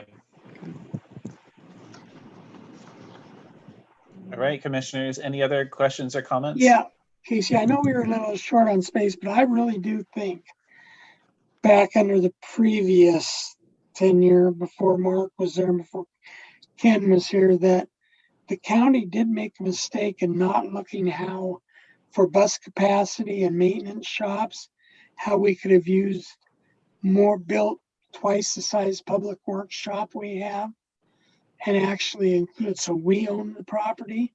So then if we had first transfer or whatever, we would lease that space for maintenance back to them to help offset our costs. But that's just my own opinion. Well, thank you for sharing that. Well, the good news is I think there is funding out there. So if we can, if we can find the right space, the right property, there's definitely opportunity. So that's good. Sometimes for years that wasn't true. So that's a good thing that's happening nowadays. Although COVID, all of this that I'm saying is sort of not taking COVID into account. It's pretending everything was normal. And really, we know it's not normal. But I don't really know how else to move forward. I just sort of feel like I have to do that. And then if the world really changes a lot the next year, we may have to look at things a little differently. But I think that's all we can really do. Well, thank you so much for this initial tranche of work here. I really appreciate it, recognizing how much work you're doing to keep us compliant. Yeah, no problem. No problem. I appreciate you guys very much. And thank you for letting me have the honor to work with Yamhill County. I really have enjoyed it a lot, and I'm still enjoying it. So that's good. Even in my lonely space by myself, but getting a little tired of being by myself, but that's okay. Well, not by myself, but you miss work people, you miss seeing people at work. And so. All right. Well, thank you, Rick. Thank you, Rick, for everything. And I know you only have a few more meetings, so I just want to say thanks for your support. And I know you've always been a transit advocate, and hope you can continue on helping us figure out this next phase. Thanks, Cynthia, because I always will have been, and I always will be an advocate of transit. Because as I'm getting up a little bit in age, not as old as Casey, of course, but when I'm getting up in age, and I've gotten a whole different appreciation, talk to people my age that have made between the fixed routes and have made such a big usage of dial-a-ride. We have 3 people on our street that use dial-a-ride. And they said if it wasn't dial-a-ride, they were calling taxi cabs all the time. And now there's only one taxi service in McMinnville. So thank you, Cindy. Yeah. Yeah, the independence that allows. You had before we started. I didn't mean to go over if I took you longer than your schedule. We need to hear from you on this, and I think that we've heard what we need to keep you going. So okay, great. Thank you. Ken or Christian, do you have anything you wanted to add before we end the work session? Okay. This is not the time for soccer, just to clarify. All right. Bye, everybody. Have a good day. Yeah. Thank you. Bye. See you later. Mr. Chair, could we take a 3-minute break? Yes. Yes. Does that sound good to everybody? Unless Carrie has any problems with that, I will recess us for 3 minutes. Thank you. Just to clarify that we're still going. We can't, yeah. So we're still live on here, so you can shut off your camera and take the break that you need, but then it's still being recorded and streamed. Duly noted.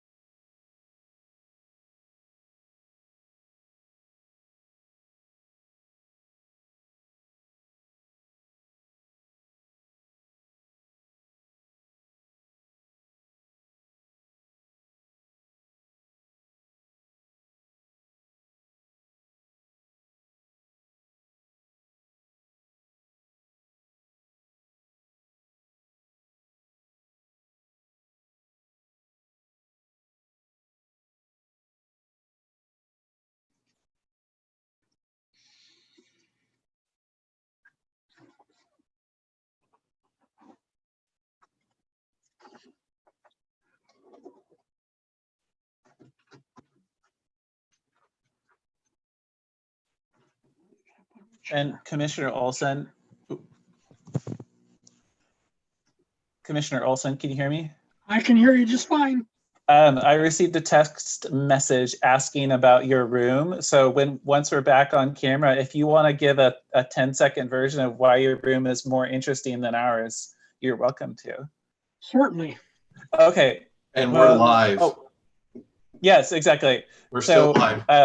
The water bottle recesses us back, or brings us back from recess. Thank you, Commissioner Sterrett, for suggesting that. And we will move on to the rest of our agenda. But first, Commissioner Olson, your room is very interesting. 10 seconds? Yeah, Casey, since I was about 10 years old, since my dad used to own a wholesale candy and tobacco distribution company, I got into collecting my first Pez dispenser when I was 10 years old. I have about 6,000 dispensers and pieces of paraphernalia now, and I have a Pez blank. I even have a Pez blanket. I have cars. I got wristwatches. I got cereal boxes never been opened. I got everything. So what everybody is seeing around me is this whole room, even the parts of the wall I'm looking at, is covered with Pez magnets and everything. So that's what it is. I'm one of the largest Pez collectors in the state of Oregon. Well, thank you, Commissioner Olson. You got it. I just wanted to add that if anybody is of the mind to in any way pilfer any of this valuable collection, remember that Commissioner Olson has made provisions to protect this and has a rather interesting story around that, but I won't ask him to tell that story now. You're good, Commissioner. I promised that we would not break down into just another roundtable. So on that note, let us carry on to department updates, and we have none today. Move on to item H, which is our consent agenda. And item H1 is the minutes from September 3rd, September 10th, September 17th, and September 24th of 2020. And I would entertain a motion to approve since I know that you have all seen them. So I'll make a sorry. No, go ahead, Commissioner. She can move. So moved. All in favor signify by saying aye. Aye. Aye. Any opposed, same sign. The record show unanimous approval of item H1. Move on to item I, which is other old business, and we have none today. And we move on to item J, which is other business. And item J1 is consideration of approval of a contract between Yamhill County and Kittleson and Associates for consulting engineering services of 30% of the design plans for the North Valley Road improvements in the amount of $207,953.38, effective upon signature through May 28th of 2021. And there's an excellent memo in your packet going along with the contract. But if you have any other questions, I may be able to answer them as the liaison to Public Works. All I can say, it's about time they did something with North Valley Road. Yes, and the reason why this is a 30% of the design is that the design ended up being much more costly altogether because of there's at least 4 active landslides along that stretch between Ribbon Ridge Road and Albertson. And so retaining walls will be needed, extension of the right-of-way, purchase of right-of-way, and there are 70 properties, tax lots, in that stretch of road. So, but as Mark Lago, our Director of Public Works, mentioned, he remembers riding on that road on his motorcycle when he was a young man, and that it was also very rough then. And so he's very excited about having a real solid road there, which has become one of our biggest county roads in terms of commuter traffic. Well, I would move approval. Thank you. All in favor signify by saying aye. Aye. Aye. Any opposed, same sign. All right, let the record show unanimous approval of item J1. Item J2 is consideration of approval of amendment number 12 to agreement 159184 between Yamhill County Health and Human Services and the Oregon Health Authority, which is board order 19-228. removing funding in the amount of $13,446 from the Intoxicated Driver Program funds based upon utilization review, retroactive to July 1st, 2020 through December 31st of 2020. Commissioner Starrett, do you have anything you'd like to add? No, Mr. Chair, just that these, the next two you'll see basically are taking a look at utilization for programs and then moving funds relational to that. So I would move approval of item J2. Great, thank you, Commissioner. All in favor signify by saying aye. Aye. Aye. Any opposed, same sign. Let the record show unanimous approval of item J2. Thank you.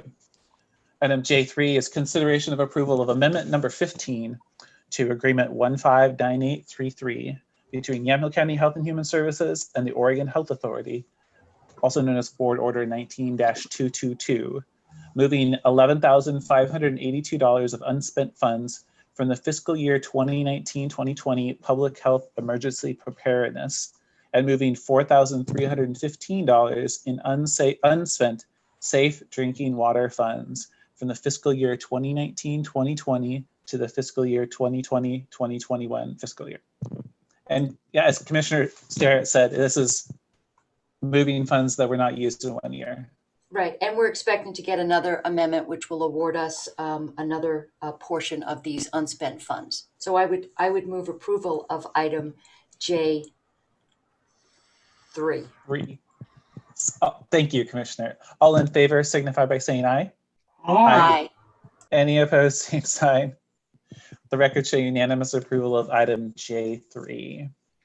Item J4 is consideration of approval of amendment number 4 to agreement 15423 between Yamhill County Health and Human Services and the Oregon Department of Human Services, DHS, to fund strengthening, preserving, and reunifying families services, which is Board Order 17-205, increasing the not to exceed amount by $156,250 for a total amount of $1,249,999.92 and extending the expiration date to June 30th of 2021.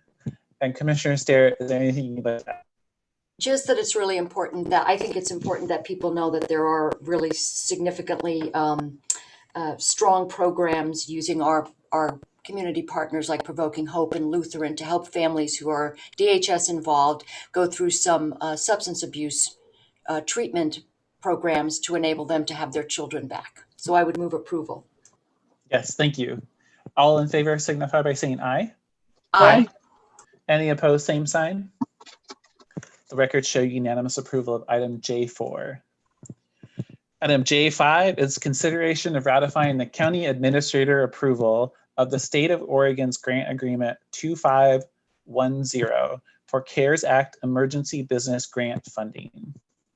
And Ken, is there anything you would like to add? I just wanted to speak because I did reach out and provided, spoke to commissioners individually. You know, we're under some time constraints. This funding's related to the governor providing as a pass-through $55 million to counties across the state. So for business emergency business grants, and we're in the process. You know, there's a really quick turnaround time in trying to get this executed, and so that's why I went ahead and signed the agreement. And I'm just asking as a formality, because typically grant agreements come before the board, to just ratify that. If consider ratification that I'd signed the grant agreement and submitted it to the state. Okay, commissioners, is there anything you'd like to add? No, I agree with Ken that we're in such a lot of things with COVID, we're under such a time crunch, to get a lot of that money distributed. So I have no problem ratifying him making the decision and us just ratifying his decision. Okay, great. Thank you very much for taking that action already. And with that, I would move approval of ratifying the county administrator's approval of the state grant agreement 2510. All in favor signify by saying aye. Aye. Aye. Any opposed, same sign. The record show unanimous approval of ratification of the county administrator's approval. Yes. And so, Modified. you know, so I did sign the grant agreement and did submit it to the state. And so right now we're just pending a transfer of funds to our LGIP account of the full amount. Unlike previous CARES Act funding, which was done on a reimbursement here, our share of the amount that's being allocated is more than 1.4 million. And so the next agenda item will have a little more discussion about what that's going to look like. All right, great. And with that, let's move on to item J6, which is discussion of CARES Act emergency business grant funding, distribution, and grant processing. And it was short notice, but I believe all of you got an email from Abhisha and Carrie and Ken, who've all worked on this together with a proposal for how to disperse funds. Did you have a chance to look at it? I looked at it briefly this morning. I feel like it needs a lot of discussion. I do have some thoughts, but yeah, that'd be part of our discussion. Yeah, and unless Commissioner Olson would like to start the discussion off on a different spot, is there anything that jumps out to you immediately, Commissioner Starrett? No, I think we can just, I would like to open up the discussion, sort of a broad, you know, what's our view on how we want to see and get these funds. All right, Commissioner Olson, did you have anything? No, I think it does need some additional discussion, and I'd be more than happy to have Commissioner Starrett kick off that discussion. Okay, I want an email in front of me so I can read it, and I'm not confident how to do it here, so I'm afraid I'm going to just turn the whole thing off. So I just need to find the email from Carrie and I think that some of the key components are regional based, the way that the initial business relief grant was proposed and done. And then from there, once we get, you know, you got each area of the county gets a certain amount of it. And then within that, its priority goes to businesses that were closed by order of the governor for the 2-week freeze. And then the next priority would be for businesses that were severely impacted. So businesses like tasting rooms and restaurants are in that category. Gyms would be one in the first category. And then the third priority, it as proposed, obviously, would be for businesses. It says all other, but in my view, it's all other businesses that have been impacted negatively by coronavirus or the coronavirus restrictions, I guess. Looking at that, when we talk about the regions, I want to make sure that we're not just basically saying, okay, these are the regions, and regardless of what the need is, we have to have a quota in each region. So I think that really, to me, the most important thing is getting funds out to those businesses that, you know, as it says here, that have been impacted most recently, because they were not, you know, so they're not part of the other grant proposal and the other grant program, because there were different considerations, different employee numbers and various things like that. But right now we're talking about a couple of things. We've got restaurants who have been severely impacted, although they can be open, you know, they're being impacted, and gyms are completely shut down. So I would like to see those businesses get, you know, priority. Do you think there's a way to also allow for any kind of regional allocation, like have that be one of the priorities or one consideration? I'm just, while I know that there are some areas of our county that have fewer of those impacted businesses, I do want to make sure that we do get some kind of broad categories, but. Yeah, I think that makes sense. And I guess what I'm saying is not to preclude, like, let's say, for instance, let's say there are only one or two gyms or even any gyms in the West Valley. So I'm just saying, when we get these requests from those businesses, those two sectors, for instance, that we acknowledge that they're all impacted. And maybe we won't have to make any any cuts based on region. Maybe we'll be able to help everybody in those two sectors to some degree. Right. I think that's a good point. I just want to make sure that, and I know that I don't want to single out, but I've seen that there's at least one large facility in the McMinnville area that received a large amount of money from the Oregon Cultural Trust distribution to the Yamhill Cultural Coalition.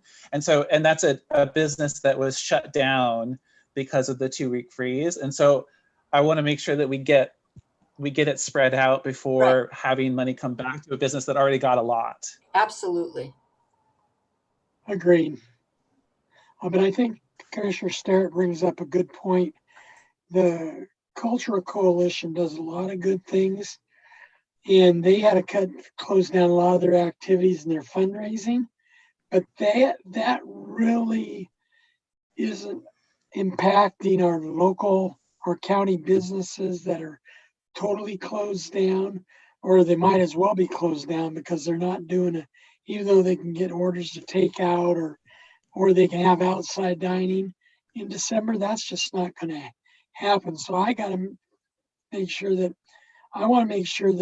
things like what you mentioned, Casey, are great, but the people that are really impacted, because the Cultural Coalition, a lot of those people may not necessarily have full-time jobs anyway, but they should probably get something. But are really businesses that are really hurting really need to be the ones that get the majority of the money.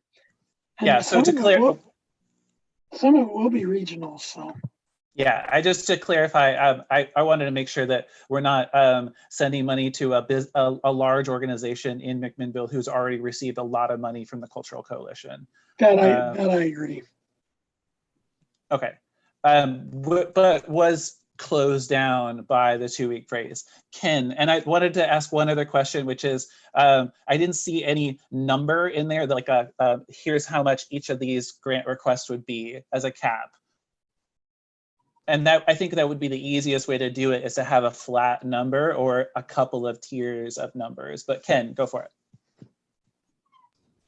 All right, make sure I'm unmuted here. Just really quickly, just a little bit of background and what we were trying to do here.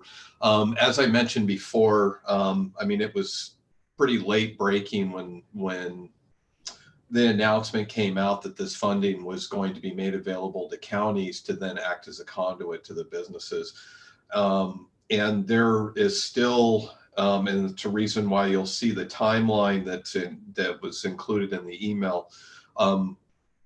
It's a very quick, because we basically have to have this advertised, have selections and have agreements in place before December 30th. And we have some reporting requirements that we have to address. We have to report back to the state by January 5th on how we distributed $1.4 million, and we made this available. A little bit of background, the reason this is going to look really similar to the same program and the methodology, because we were trying our best on something using an existing methodology which we had used for emergency business interruption grants that we had done in May. And so that's why we were looking at doing like a regional lottery type system for rolling these funds out. We haven't necessarily got into the details on what amount of funding may be available for grant programs. I've seen some examples of where Lane County is doing a tiered approach depending on the size of the business. Because there was also, under the previous emergency funding and under on what we did for small business awards, there was a limitation under those grant agreements that we could only do grants for businesses that had less than 25 employees. This new round of funding, that number is higher. So it's for any businesses that are impacted for up to 100 employees. So that means that there could be even more businesses available for this emergency funding or for this grant funding. But that being said, the last time with the last shutdown, I think with the other emergency grants, we had more businesses or industries affected by a mandatory shutdown that aren't in this same category. Like, it seems like the number of businesses are smaller that are mandated to close down than what we were seeing back in March and April. So that's why the information that was put here, it was something, because I didn't have the grant agreement to review to know what the parameters were from the state.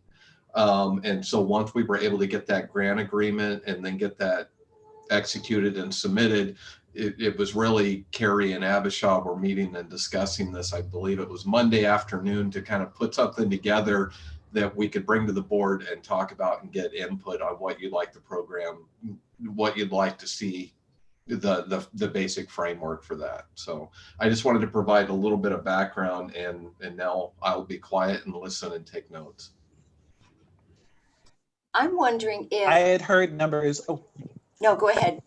Sorry. I thought, I know that for Carrie and Abishai, the getting out, and for Christian as well, getting out, 280 or, my math is not very good apparently while I'm on YouTube, but having a larger dollar figure for some of the larger companies, and then something in the realm of 5,000, 10,000 for larger companies, 5,000 for smallers, would put us in the range of about 140 individual checks and contracts. It's just a number to get us started. But Commissioner. I'm just wondering, and maybe this would be input that we would get from the chambers, for instance, Joya, or even Abishai at SEDCOR, as far as, do we have an idea countywide of the businesses affected? And that would give us a jumping off point, because not everybody belongs to a chamber. And I know that a lot of people are not necessarily looped into any kind of, they just don't know that grants are available. And I really want to make sure that we're not just the same people keep applying because the same people know where the well is, and to go back to the well. So I want to talk to the people who don't know where the well is. Number one. Number two is, what's that number? Perhaps Joya or perhaps Shannon with the new position at the city of Newburgh, perhaps in the West Valley. Maybe the chamber there can give us an idea of what businesses that have been, they're on the cusp of having to shut down. Let's say there's a gym or a restaurant in the West Valley. So we need to maybe have those numbers and then look at dollar figures, because I'd hate to just say, you get this amount because you have this many employees. I mean, everybody's going to have a different story. Absolutely. And I also want to be mindful of the fact that adding layers of complexity to this is for sure going to slow us down. So I do want to make sure that this is something that's simple enough for our staff to be able to get out the door. I do know that in the last round, Abishai made very clear that she was working to get out to all of the, the underground networks, as it were. But we can also do our part for sure. Including one thing that came up at the Chehalis Valley Chamber was, how do we ensure that it gets out to folks who don't speak English as their primary language? And I know that Abishai has been clear about putting documents into Spanish as a starting point, because that's definitely one group. Oh yeah. And I'll just add that that's a requirement under the grant under the grant agreement of doing the solicitations, making sure that we're connecting with community organizations to get word out about this funding being available. The other part that I would have is just for numbers. I wish I had it in front of me, but I want to say the last grant program that we did, which was only a $2,500 grant, what that was, 200 or 250 awards that we had done. And I believe we had received more than 400 applications for that funding. I would also highlight that with the other current grant program that we currently have in process for businesses, I don't know I haven't seen the final list, and so to know the total number of applicants, but we have $500,000 available for programs there, and we've had $1 million worth of requests under that program. So I'm just kind of throwing some figures out there just to say that we are seeing businesses applying for the funding if that helps. But again, we really won't know because until we start advertising and we create the portal and start seeing the applications coming in on really the volume. We know there's demand and need out there, but a lot of times we don't actually know how many people are seeking this assistance until we open up the portal and start seeing the applications. Thank you. I do know that Carrie and Abisha said that doing more than 140 would be very challenging for their time to get it out the door. And I believe it was $100 $2,500 grants in the very, very first round in April, May. Commissioner Olson, do you have anything you wanted to add? No, I think the thing about it is, since we're talking about 1.4 million and we can go up to employees of 100, I think that just by itself will expand the number of applications we may have. But I think it's very important to at least get that application online so people can start doing it. And, Mary made a good comment that, how do you let people know? Because not everybody belongs to the chamber and everything. But, through all of these rounds of grants, as far as I know, we have never put like an advertisement, a classified ad in the news register.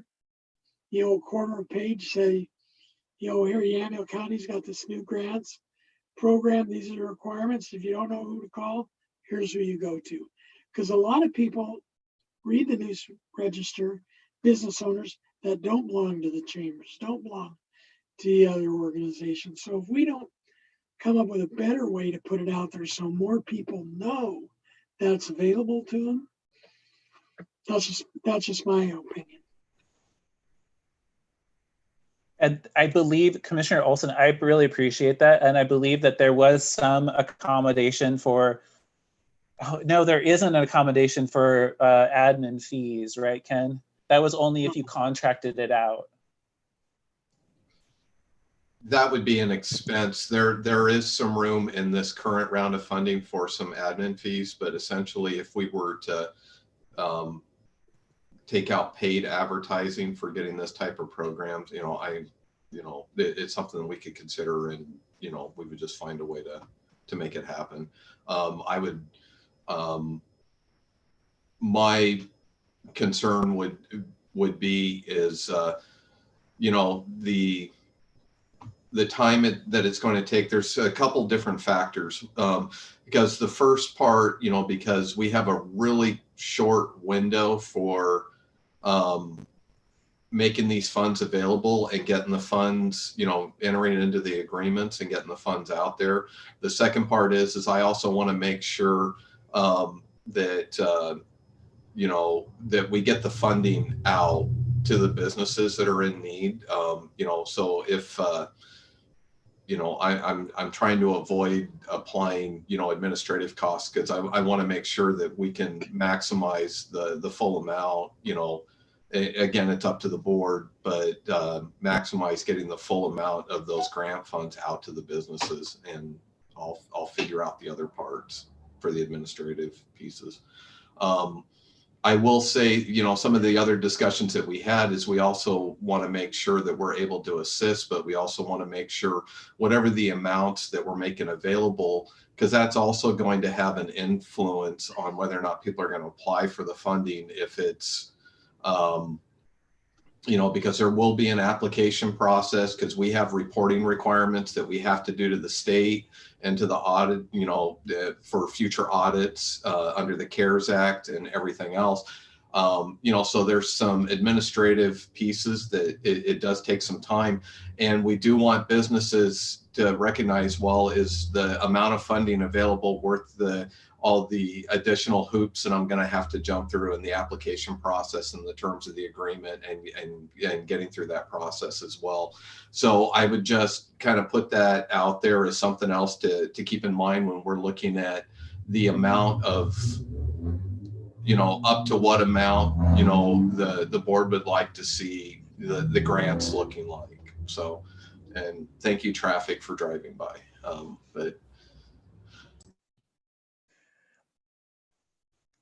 Thank you, Ken. I appreciate that. I mean, I think a very easy one would to say that there's most likely any business that was closed for that 2 weeks is looking at bills and payroll that are up to and beyond 10,000. And 10,000 would give us 140. But Commissioner Starrett, what do you think? I do want to make sure that this is as simple as possible for the business side. Boy, I think that we've already gotten to the place where we understand that the application process is going to be relatively, at least on the preliminary side of this, very simple. What will need to happen is, I guess on the back side, is some of the documentation so that we can support each check that we write. So I'm not so concerned about that because it will give the businesses some time to get that to us. Oh, but again, I wish I had a better idea of what the need, like what in terms of numbers of businesses. And then, so instead of putting an arbitrary number on it, I'd love to be able to say everybody gets 10 grand. That would at least make some people at least be able to limp along till the next, till we can climb out of this. I don't know that we want to make hard and fast rules because I don't want to preclude anyone from having that opportunity. And I don't know the answer to it.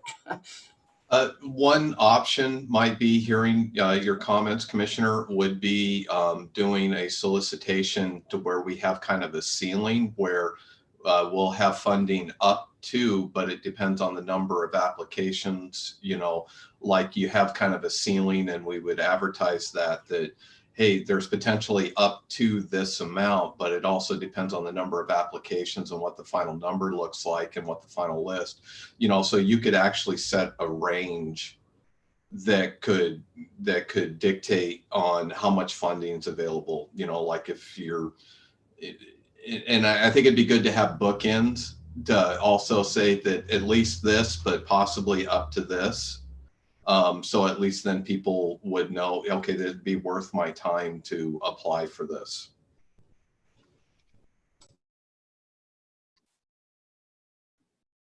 Yeah, I understand how that would work. And I just want to make sure that we have enough staff time to get that together.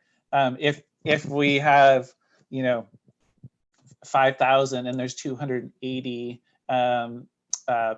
businesses that get some funding, which would be wonderful, but I do want to make sure that we have enough staff time for it. And that's up to Ken, right? So is there something that we could do? So for instance, I know that there's just a limited number of man hours to be able to get this accomplished, but I'm wondering if the commissioners were to, do some of that lifting in some capacity. I think that right now this is urgent, and I'd be happy to volunteer us to jump in as well. I second that motion. Oh, wait, we don't need a second. I'll third that motion. I don't know if that would be helpful to staff, especially since this load is both on Abisha and Carrie and Ken, but also to finance. But I think you have us at your disposal, Ken. I would say that probably the most important piece would be that outreach. And that connection. I think that's a vital role that you as individual commissioners or together as a board is reaching out to your contacts, your constituents, making folks aware of that, and starting the conversation when we do the posting. Admittedly, some of the struggles that we have is there is some staffing concerns because this isn't something. We're not like the employment department that, that is kind of set up to process, these kinds of things. And so we do struggle at times, but at the same time, we'll weather the storm, and we realize how important this is in getting this fund out.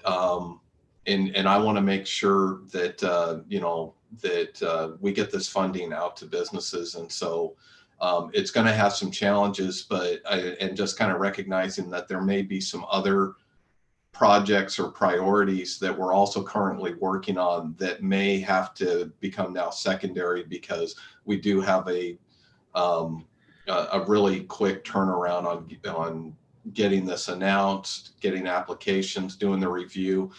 You will see that we're recommending, because we're really hoping with the grant portal for the application process to make it a really simple review process of being able to process that. And instead of standing up a full committee to make a review and recommendation and then bring that to the board, what we're really looking at doing is the review team will consist of, our staff looking at the eligibility, did they answer the questions, and make that a much, we're basically looking at the qualification. Then we would come back and bring that to the board for a final decision. Yeah, I have all the faith in Ken and you and Carrie and Abishaw. I think I hate to say you guys don't hate to say you guys have proven yourself in this kind of a situation before. So having you and Abishaw and Carrie and Christian, whoever, go through everything that needs and then bring us a list, I'm comfortable with that. And I do want to come back to Commissioner Sterrett's comments about geographic, is that maybe we could do something where distribution around the county is one of the requirements, but not the leading thing. So if we have 100 businesses that are eligible, but they're mainly in McMinnville and Newburgh, that we don't say, oh, well, you can't get this because we're looking for Sheridan. Would that be how you would say that? I don't know how we would say it other than to say that, yeah, of course, the preponderance of businesses are going to come from those two larger cities because there are more businesses here. So maybe we take that into consideration and just sort of weight it a little bit more as far as, let's say there are 5 businesses from the West Valley that they get included in the mix. The other question I would have is, so the target date to get that link for the application portal is the 11th. Is that what we're looking at? So yeah, because I'd like to be able to tell people something other than, hey, we're going to do this. Here's what we're doing. Here's what it is. Boom, go right to that link. We are targeting, based on the timeline, there's some administrative time taking, because we do have a new program, a new software that we're using for administering grants. So there's some admin time that it's going to take to get that set up. And we're also looking at trying to incorporate some of the other administrative functions into the actual application as well. So instead of kind of, it ends up being a really long process at times, from the time of application to approval to being able to actually write the checks. So we're targeting the 11th, and that's what we're really gonna press forward to try to get that application out and on the county website and up and running. Great. So before that, we can do that outreach, make sure that it gets as far out as possible.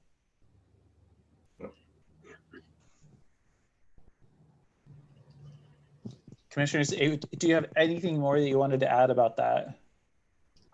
No, I'm fine. I'm fine with that. Great. Ken, do you have enough direction for staff? I believe so. I believe we have enough. And if there's questions, because we are looking at the 11th, and we do have a board session scheduled for the 10th. And so I'll be able to give an update on how, that we're ready to go live on the 11th. I'll be ready to give that update at next formal. Okay, great. Thank you.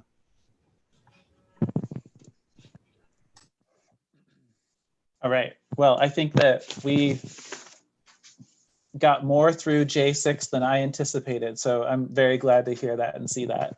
And thank you to Abhishek and Carrie and to Ken. I've been CC'd on some of your emails, so I know that just a little bit of how much talking you've done in a very short period of time. And I was glad, I forget if Commissioner Olson and Commissioner Sterrett, if you were in CC'd on emails about the language in the DAS contract versus what was presented to us. But we did get confirmation that it was broader. The language was intended to be broader. Yeah, there's that piece too, Yeah. much to the consternation of our administrator, I'm sure, when it was sort of like, hey, and then there's this piece to look at. Yes, yes. But thank you for working long hours and on weekends, it looked like, based upon the timestamp of those emails, Ken. All right, well, I will move us on then to item J7, which is consideration of Yamhill County COVID-19 Response and Recovery Grant Awards as recommended by Review Committee. And with that, I'm going to turn it over to Ken for good news, bad news. Well, so the bad news, you know, this is one that that we have a review committee, and the review committee wasn't able to get through all the applications and have a recommendation ready for this morning.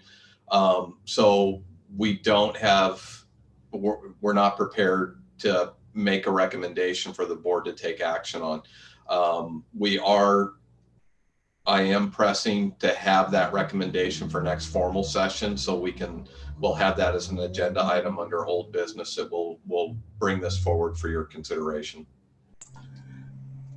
I have a question. Would we be able to get that information beforehand individually so that when we come there, we pretty much have an idea of where we should go on this? So we're not taking another week. We could be ready to go next Thursday and say, here, these are done. I have asked staff because, I mean, they're really close to being finished, and I'm working with staff, and my expectation and what I've asked for is that it be ready tomorrow, so we can have it before you and have it in the packet for next week's meeting. And Ken, Commissioner Sterrett, did you need to do any follow-up? Yeah, I appreciate that too. Ken, how is the delay, as it were, in a week, knowing that we have a fairly tight time window for getting funding out? How will that affect successfully getting it out to people by the end of the year? And is there a need for an earlier meeting? There could be a need to call for something. To be honest, because I haven't seen the recommendation myself yet to kind of see the amount. So I think I'll have a better idea tomorrow. And because I do have concerns as far as timing, because this is also going to have an impact, because there's multiple impacts that come into this, because I'm also thinking our finance office in particular having to be able to process check requests and getting all the checks ready for all these various grant programs. So I do have that in mind. And so what I'd like to do is once we have the list, and I could send it to you, if there's an interest, or, you know, if the board is willing to schedule a separate session between now and the 10th, I also want to make sure that we have sufficient time to give noticing for the meeting as well. I'll have a much better idea when I see the actual list, and I'm hoping to either see that later today or tomorrow. Okay, great. I mean, especially since we're doing this virtually, as long as noticing works out, I personally, it would be enough time for me to get, at least depending on the time, Friday, getting the grant, everything, the proposed awards, and then having a Monday. Will that work time notice-wise?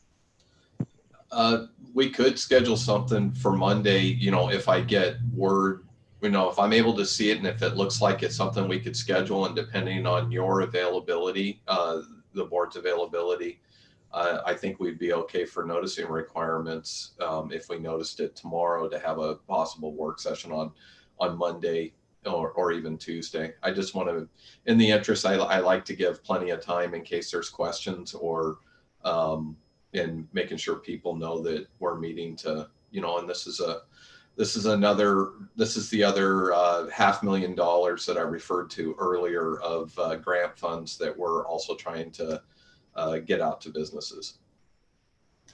And as for the audience at home, all the commissioners know this, and know this, that this is really the culmination of choosing not to do awarding of community grants at budget time in June, July. So I do want to make sure that with businesses and organizations who, and especially since this has that C6 component, we have at least a couple of organizations that have not been eligible for other COVID funds.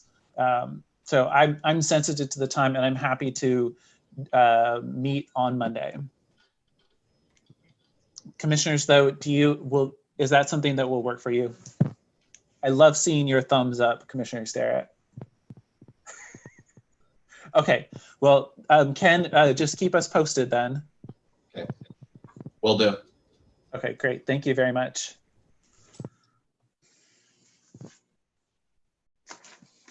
I think I've dropped my agenda on the floor. Excuse me.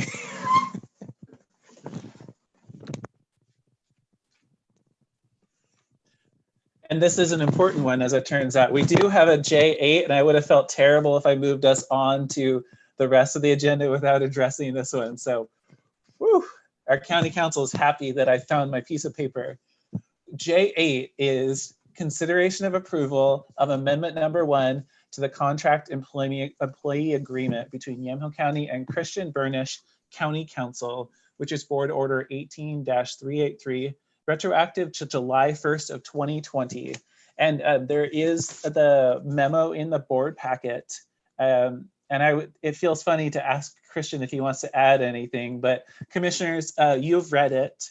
Do you understand everything on it? Christian's probably saying it's about time. Yeah, and the retroactive July, I was the one that might have suggested that to Ken, and some of the other commissioners did too, because if I recall that Christian didn't get anything in 2019 whatsoever, and so he's gone the full year. But how far do you go back? So I think with all the hard work he's done, especially keeping me out of trouble, we should go back to July. We should go back to July 1st. And it was in the budget, included in the budget, starting at the beginning of the fiscal year. Yeah, and I'll just add, I did get the COLAs, so it works out that the COLAs are applied. But yeah, this is the first adjustment since the contract was put in place a little over 2 years ago in October. So I certainly appreciate your consideration of all of this. It's a pleasure to work with all of you, and it's a lot of work, and but it's rewarding and it's satisfying, and the diversity and the variety of the things we do keep it very interesting. So, but I just want to let you know I am very appreciative of your consideration of this. Yeah, and thank you, Christian. We all know, we had a conversation actually a couple of months ago about how to help county council's office with the amount of work that we give him. And COVID has added to that. So I just want to acknowledge that that's a very real thing on top of a collective bargaining agreement with our largest union. So just to add to all of the work. Yeah, it's been a challenging year for all of those reasons and others. And I'm hoping in the next couple of months to have a better idea of what sorts of ideas we might be looking at going forward in terms of adding back a third attorney, hopefully, and how that's going to work budgetarily. So I'll be continuing to work with Ken and Justin on that. So thanks for that continued support as well. So do we need a motion on that, Casey? I believe that we do. I will make a motion that we grant the request for giving our county council an increase retroactive to July of 2020. All right, thank you, Commissioner. All in favor signify by saying aye. Aye. Aye. Any opposed, same sign. All right, let the record show unanimous approval of item J8. Thank you all again. Yes, thank you. We move, oh, Ken. Almost forgot to unmute. Just really quick before we kind of get into announcements, I just quickly wanted to talk to the board about work session scheduling. As you know, for next week on December 10th, we had our annual discretionary allocation review, which is really our kickoff meeting for kicking off the budget process for the 21-22 fiscal year. I was hoping that the board would be okay with us delaying that work session a week and having that on December 17th. We're just finding, you know, with a lot of these grants and year-end items and all of the COVID things, that I would like to have an additional week to be prepared to come and talk to you about budget. And I just wanted to see if you'd be okay with that. Yeah, I'm okay with it. Ken, I think it would be proper, if you haven't already, that we invite Lindsay to sit through that so she knows the process to go through, even though she won't officially be in office. I think it's important that she sits in on that. Can do. Great, thank you. All right, well, we move on to item K, which is public hearings, and we have none because we had one earlier. We move on to item L, which is announcements. And commissioners, what would you like to share today? I feel like I'm on roundtable now. What would you like to share with the community? Well, you know, I guess I'll start, being that I'm winding down now, you know, and only got about 3 weeks left, or 3.5 weeks left. I don't think a lot of members of the community realize just how much work my fellow commissioners and all the commissioners do for the best of Yamhill County. I know in the last probably 2 to 3 years, I've seen a big change in the way, for the better, in the way Yamhill County works, a lot better in the way that they approach problems. And I am going to miss it, but I'll tell you, that's basically what I wanted people to know, that they can rest assured that I think the commissioners, whoever they are, will always be working for the best of the citizens of Yamhill County.